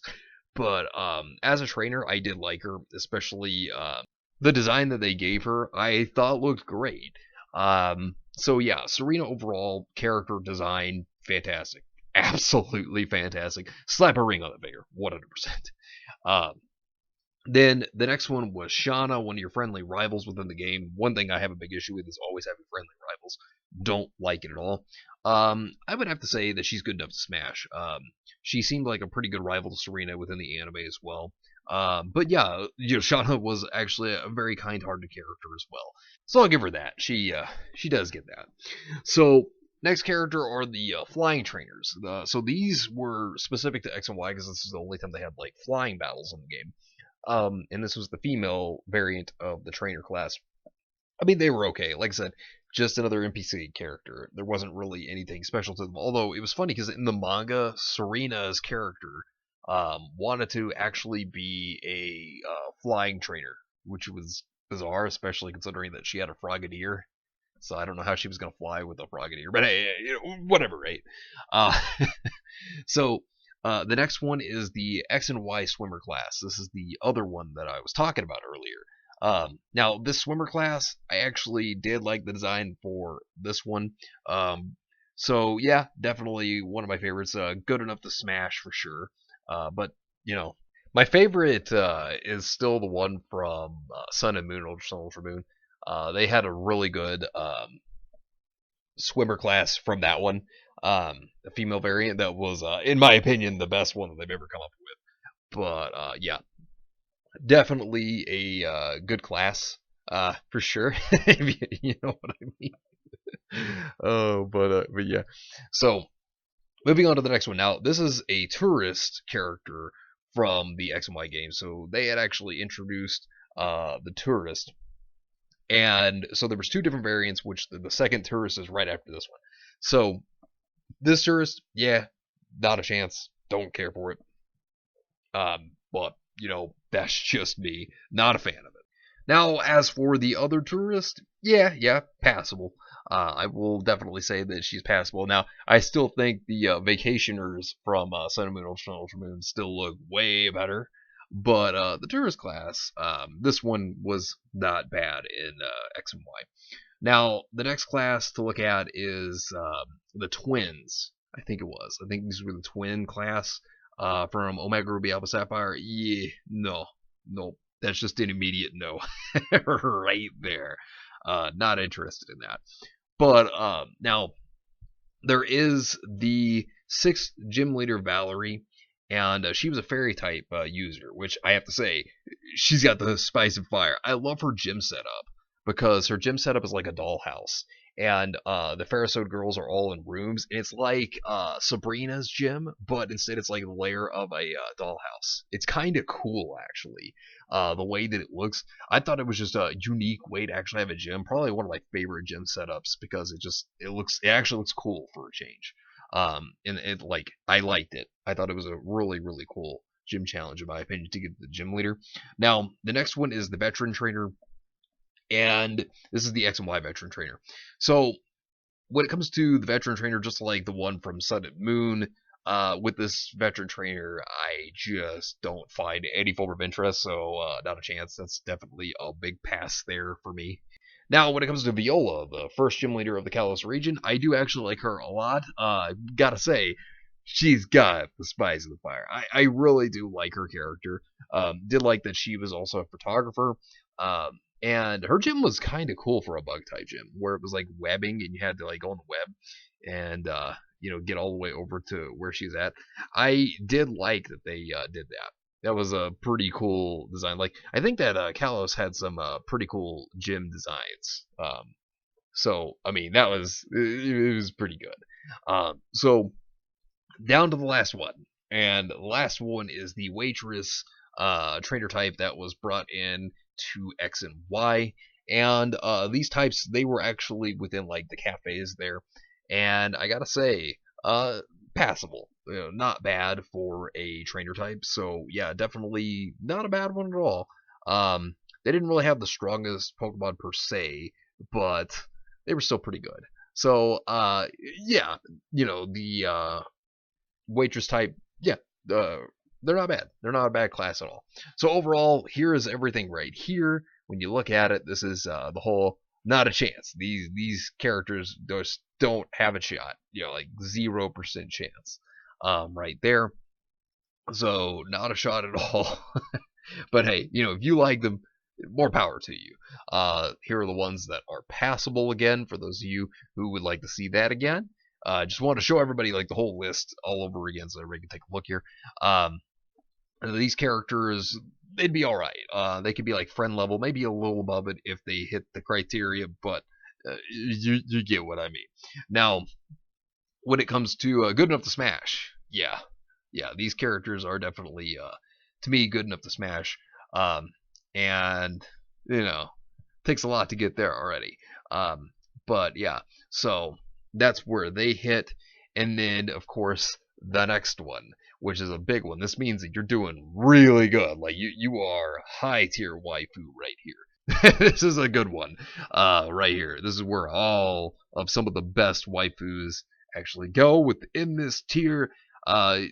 These are the ones that you would be like, yeah, this I might potentially spend my life with them. You know what I'm saying? Like, and then of course, then you've got the ones that are high tier waifu, 100%. Like, this is a very cultured list right here, very cultured. But seriously though, these are just my favorites. You could tell me yours down below, which ones that you like the best.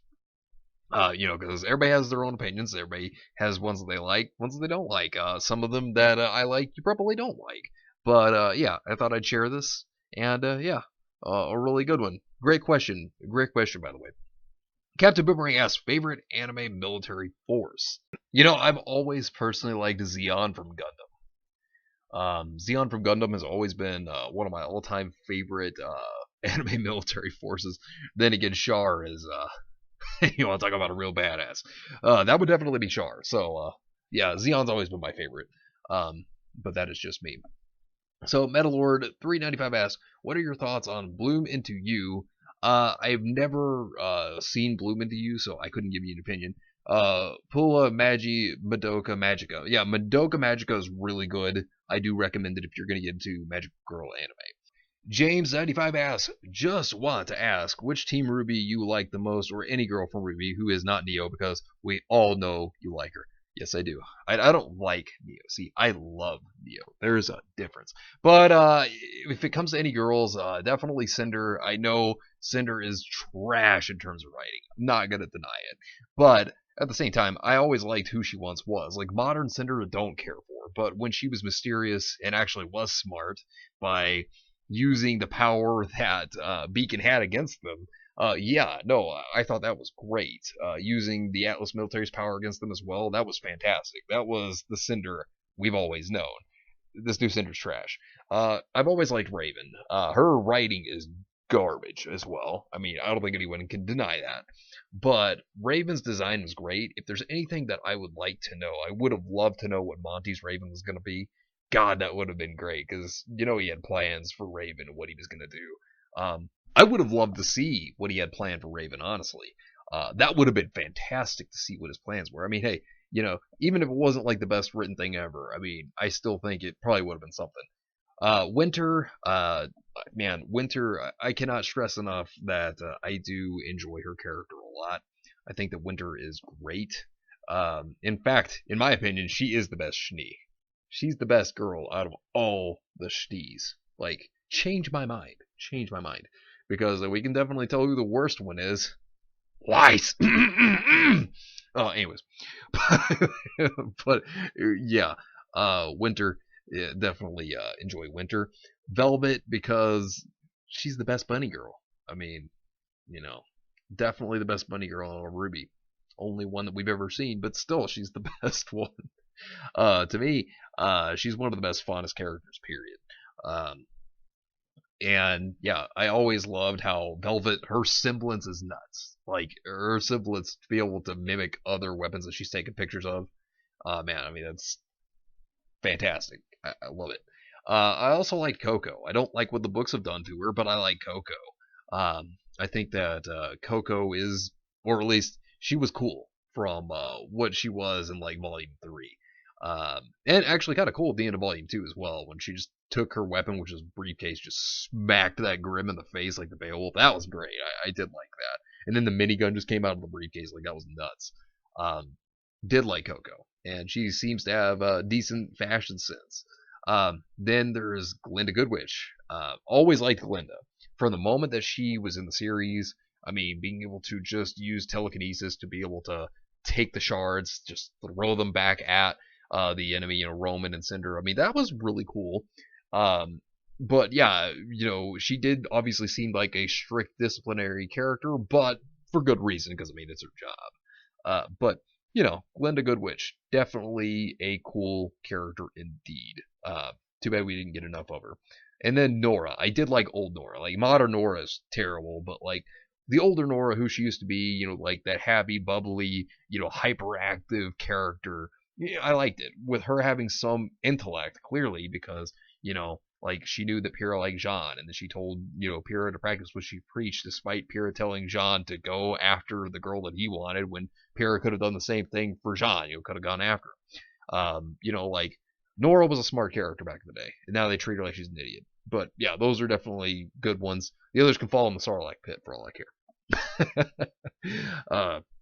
Sexy Neo asks, what would you think if they added Grim based on the Four Horsemen: War, Pestilence, Famine, and Death? Plus, what do you think they look like? Um, I'd have to say that probably the Horsemen. Like, the one of War would probably have like a big scythe for an arm or a big blade, with kind of like a centaur, which I think would be kind of cool. Pestilence would probably be a Grim that has like probably some kind of like wings and Grim that could actually come out of its arm and shoot them as projectiles, like Pestilence. And they could swarm the enemy too. That'd be great. The Grim that's Famine could actually be one that has like a wide mouth, but then it's like really skinny, but has like muscular arms and legs so it could rush and start to devour things. That'd be kind of great.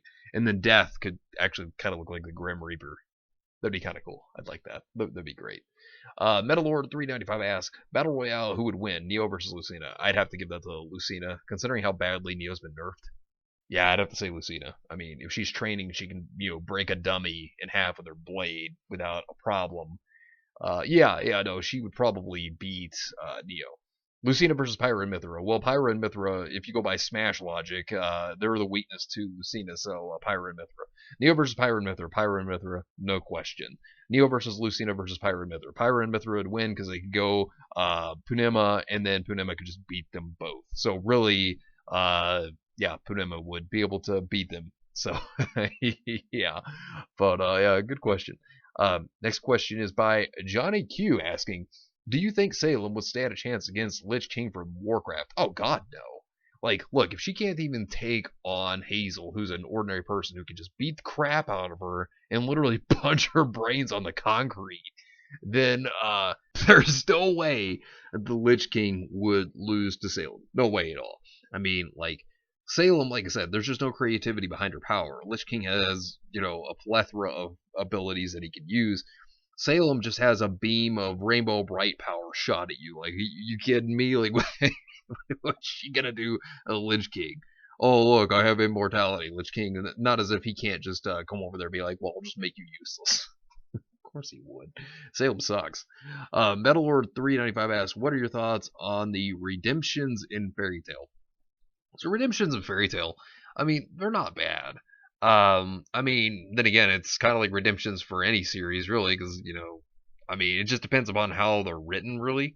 I still think that one of the best redemptions would probably be for Jalel and his group, Melody and Utir. Because you look at Jalel, he was basically used. He thought he was, working for Zareth, when in reality, Utir was just actually using him. And thing is that he gains amnesia after the Tower of Heaven incident, and then he realizes what he did, how wrong he was, and then in the end he decides to just give himself in. And even whenever he does get freed from being incarcerated, then he decides to dedicate himself to basically trying to take out any enemies. Like, he's an excellent character, I think. I do actually like Jalel a lot. Same with Utir and Melody and their changes. One of my favorites was definitely Brandish and how she changed, from being a part of the Alvarez Empire, and then just kind of went on to be doing her own thing, really, in the end. But redemptions, like I said, when you think about it, it just depends on how they're written. If they're written well, then that's a good thing. If they're not, then that's the problem. But really, I mean, I don't think that there's anything wrong with the Fairy Tail redemptions. I think they're fine. Some I think were written better than others, but that's just my opinion.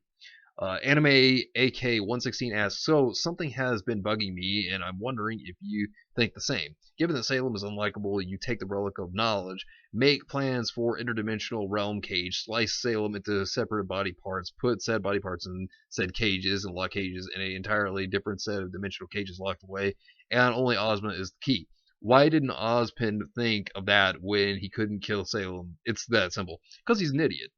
Because stupid for the sake of the plot. I mean, that's a reason. Because the writers are so stupid they can't think of having the relic of creation to be able to just make an interdimensional gateway to steal Salem in. Because they're that stupid, plain and simple. But yeah, good question, man. Battlelord395 asks, would you consider yourself an introvert, an extrovert, or somewhere in between? Also, what do you think about Grand Admiral Thrawn? Um, I mean, I guess I'm kind of more of an extrovert now, but I used to be very introverted. Um, I mean, but that's just kind of what happened to me over the years. Is I guess I kind of just became more of an extrovert. Grand Admiral Thrawn is badass. I mean, if you read the Thrawn trilogy, yes, fantastic, fantastic trilogy. Jay Insanity asks, "Who's your favorite Final Fantasy character?" Just three will do.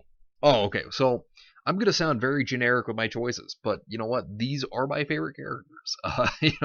I do like Cloud. He's always been one of my all-time favorite characters. I mean, him, the Buster Sword. I mean, the abilities that you can get for it with the materia and whatnot as well. I mean, like, I've always liked Cloud. His story as well, being a soldier, and him and Sephiroth. Which, speaking of Sephiroth, the conflict between these two was great. I actually do like Sephiroth as well. He's one of my favorite villains ever in anything. And what I like about him is he did things himself as a villain to achieve what he was going out to do. That's what I like about Sephiroth. Sometimes some villains don't even do that nowadays. Now, some do, some don't. But Sephiroth went and did it himself. And then Tifa, because Tifa is best girl in my opinion. Like, to me, Tifa is the best. I've always liked her character. She is one of the best waifus, in my opinion, ever. Uh, and she has every criteria. Besides, she is so powerful. And I absolutely love Tifa. But yeah, that's just me. Captain Boomerang asks, Ruby season 4 to now, what was the worst moment ever after Vic being fired? Um, it's kind of hard to say the worst moment ever because there's so many terrible ones. I still say to this very day, Adam's death is terrible. There was that. There was also the Salem Osmond backstory. I absolutely despise that backstory. It's so horrible. I just hate all of Volume 7. Like, there's not really any good I can tell you about Volume 7 that I can think of. Like, it's just so bad. It was Orange Man bad, Antifa, all this terrible shit. Like, horrible. And the Volume 8 was just more of a catastrophe. Like, I don't know. It's hard to really say. Like, because it's all awful. Like, Volume 4 is at least boring, but it's okay. But the rest of it's just terrible. Bale Link asks, Alright, Lord, it's Little Green Man month. Which monster infested world would you isekai into? Goblins or zombies? Goblins. Because I will kill the goblins. Slay! Slay the goblins! Oh, no, but yeah, no, I would definitely go into a realm to slay goblins. For sure. Mr. DJ Fly High asks, could you see Ruby being reworked like the Snyder Cut? Yeah, if you let actual fans take it over. Like, if you let people that actually care about the series. And I don't mean these shills that sit over here and say, but it's the bestest show ever! Because we all know it's not. And just praise every single last thing about it. Like, I mean, if you had actual fans, yeah, I think it could be made in a superb way. If you had actual fans take it over and do something with it, yes, it definitely could be reworked. Gundam Alex asks, seen season 2 of ReZero yet? It's pretty good stuff. Yes, I have. It's actually excellent. I really do enjoy it a lot. Besides, the big question that should be really coming from this is, who wouldn't give themselves up to echidna? You know what I mean. You know what I'm saying. Oh boy, but yeah, no, it's really good. I actually do like season 2 of ReZero. Really, really good. Jay Insanity asks, what 3 anime you gonna watch on spring of 2021? Just straightforward, no reasons. For me, Megalobox 2, Shadow House, The World Ends With You animation. Yes, Megalobox 2, definitely. Looking forward to that. Eden Zero, been watching it. Then again, I've been reading the manga, but yes, still been watching it. I really do enjoy it. The World Ends With You. I was actually very excited to see that. Get an anime, actually. That was pretty new to me. I thought that was cool. Looking forward to it. And Shaman King. Because I watched the old one from the 90s, read the manga too. Seeing how that goes. I'm excited to watch it. Hopefully it's good. So yeah, looking forward to it. Johnny Q asks, what do you think will happen if Team Ruby came across something similar to Black Fatalis from Monster Hunter? They'd die. Plain and simple. They would die. They ain't gonna live. Lancelot Gundam asks, what if the Gundam crossovers with every anime series in Ruby were real? And what was your thoughts on Kiddo Senshin Mobile Suits Gundam 00 first and second season, Kiddo Shin Seki After War Gundam X, Gundam 0080 War in the Pocket, and Gundam Build Fighters and Build Fighters Tribe. So, Gundam crossovers with every anime series would be interesting. If there was a conflict though with like Giorno Giovanna, like it just, I mean, Gold Experience Requiem stops everything from happening. So like, there was somebody going after him that just wouldn't happen. Um, so yeah, Giorno might be the one to create stalemates.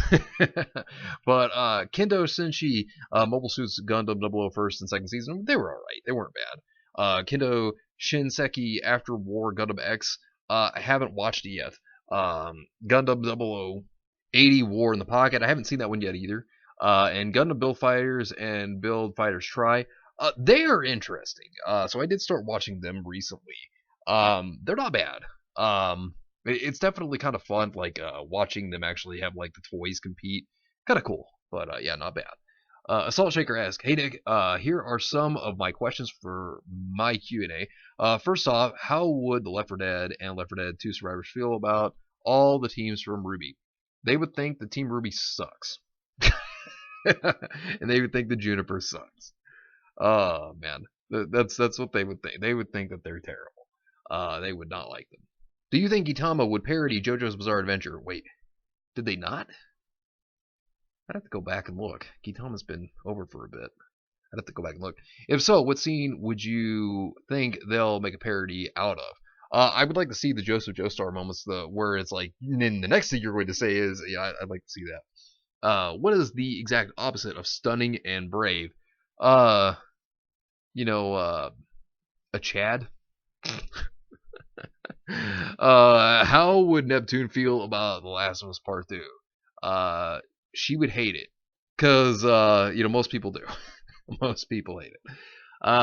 And how would Kratos feel about Sephiroth? I don't know. He probably wouldn't be afraid of him. Because what is Kratos really afraid of? I don't know. He might not like him. I don't know. It's kind of hard to say. Also, what would happen if Ruby saw Weiss like this? Oh, she'd laugh at her. Ruby would laugh at Weiss so hard, and then she'd be like, "Oh, what happened to your butt?" Something like that, because that's more like what Ruby would do. Because that's Ruby for you. That's all she would do. But yeah, good questions, man. Captain Boomerang asks, who would win between Ironwood and Kuvira, and why is it Kuvira? Why? Kuvira, she is an earthbender. She is going to destroy Ironwood. She's going to put up walls. She's going to crush him. Like Ironwood, what does he got? Oh, blasters that like can form a cannon. Like they put into the holsters of the cannon, and they like swing around like a brick. Like Kavira, she would destroy Ironwood. It would be a complete and total disaster. That man would be completely wrecked if he fought her. Oh man, it would be a mess. It'd be a disaster. Metal Lord 395 asks, is there any anime that you're not familiar with or don't like? What would you say is the worst anime out there? Anime I don't like. I mean, there are a few, like, I love Persona, right? I love the Persona series, but the Persona anime I'm not particularly a fan of. I like the animation, but the story, the way they've done it, I don't like that. For example. Not really a fan of that. Now, when it comes to stuff that I'm not familiar with, well, there's like plenty of anime out there I haven't seen. I mean, there's tons of stuff I've watched, but there's also tons of stuff I haven't watched. Like, do you get what I mean? Like, then again, anybody can really say that. Even if they're a big fan, there's still probably a lot of series they haven't watched. But that's just kind of how it works. But yeah, good question, man. Captain Boomerang asks, name all your favorite writers that can make Ruby great again. Give me Quentin Tarantino and give me Christopher Nolan. Also, Yoshihiro Dagashi. Give me that man. Like, he would be another good one, I think.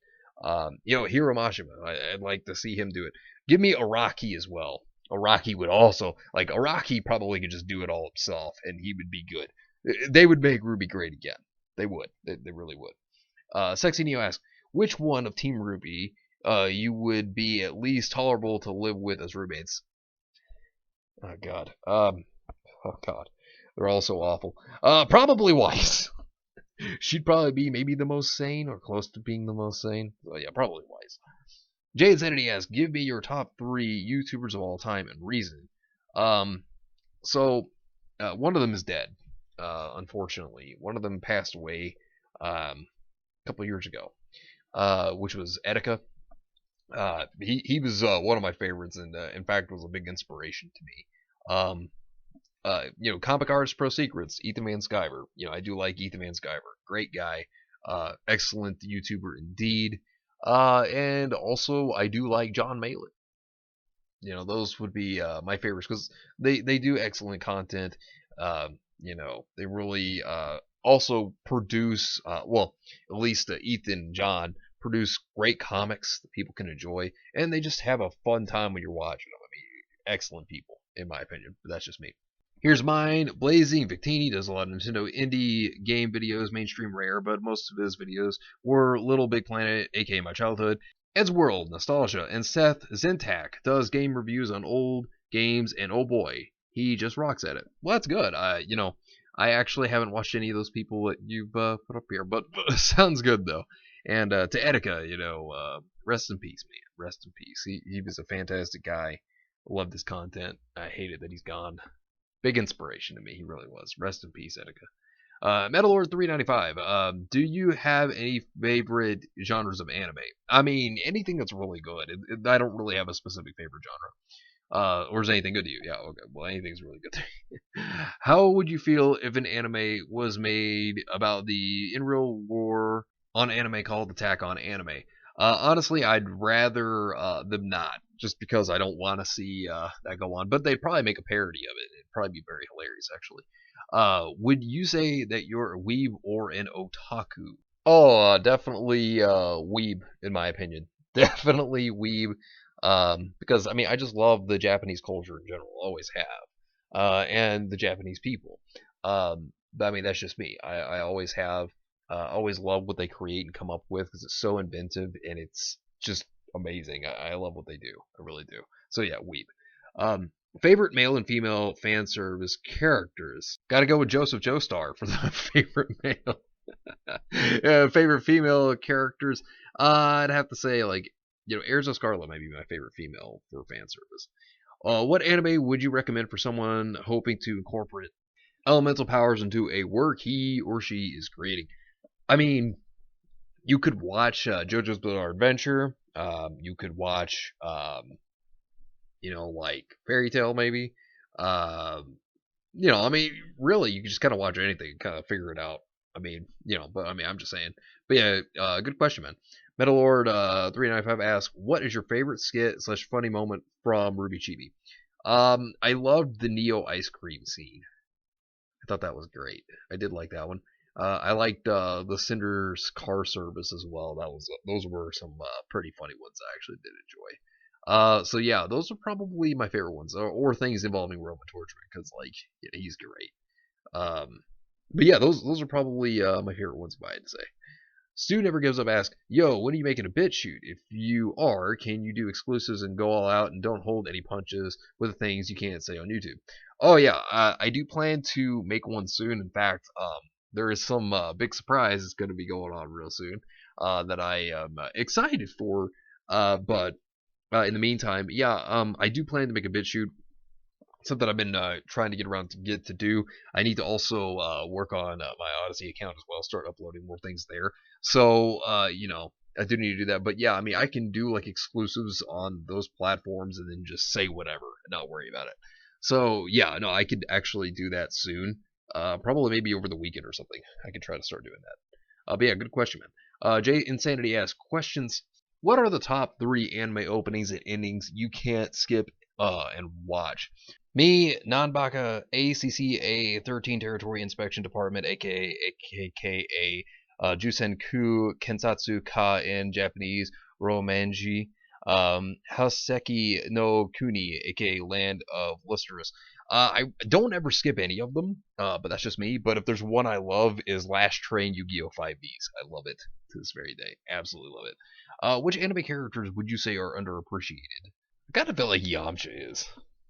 I don't know if there's anyone I feel that's kind of underappreciated. Yamcha. I feel like he doesn't get enough shine. Like he used to be pretty good, actually. I mean, semifinals in every single tournament he's ever in. I mean, that's pretty good. Um, kind of also feel like Joey Wheeler's a little underappreciated. I gotta love Joey. God dang it, freaking Joey. Love Joey. Um, Metal Lord 395 asks, final set of questions for the month of 2021, March 2021. Do you like Imagine Dragons? Imagine Dragons? Uh, if so, what song do you like from? Oh, you mean the band? Oh, I thought. Okay. Um, no, I actually haven't ever heard of. Do you like Imagine Dragons? I've never actually heard of them. That's pretty new to me. Are you familiar with any Japanese kanji? No, but I would have to like study more of it to kind of get more of it. What are your thoughts on the following? The Dragon Prince. I haven't watched it, but I've heard good things about it. Oh my god, now I have watched it. It's okay. I mean, it's not a bad anime. It's all right. Captain Harlock. I haven't ever heard of it. Pulley Magi Madoka Magica. Fantastic series. Absolutely love it. Fantastic. Transformers animated. Some of the series are really, really good. Still, my favorite Transformers series is Beast Wars. Still one of my favorites to this very day. In fact, it is my favorite Transformers series, though. Snow White with the red hair. Never heard of it. Do you think that Gintama could easily parody Full Metal Alchemist or Fairy Tail? Yes, I do. Do you expect Rooster Teeth to get canned later this year? Possibly this year, if not this year, the next year. I mean, it's either going to be this year, I'd say, or next year. Favorite anime crack ship? I actually don't have one, so I couldn't really say. Would you say that any girl who has pink hair is technically a redhead? Come on, man. It's light red. It's not pink. It's light red. Oh man, I hope people got that reference. I really do. Oh man. Know any good social media sites that are free of SJW influence and accept anime fans wholeheartedly? I mean, that's a good question, really. I don't know. I really don't. You'd have to look around. I really don't know. Um, how has watching anime impacted your life? Would you say that anime has improved people's lives and society in general? Well, I mean, yeah. I mean, look at entertainment in general. If it doesn't have any terrible horse shit in it, like real world politics, people enjoy it if it's good. Um, but anime would definitely be something that's impacted a lot of people's lives in a lot of different ways. Could be positive, could be negative. Um, really depends upon person to person. Impacting my life, positively affected it. I'd say it actually helped me have a lot more confidence in myself. Helped me really kind of push through some of the hardest points in my life. Really, I think there was a lot of good things that really came from it. But yeah, I mean that's it's just me. And who knows? Maybe it's impacted other people. Taught them things as well. But that's just me.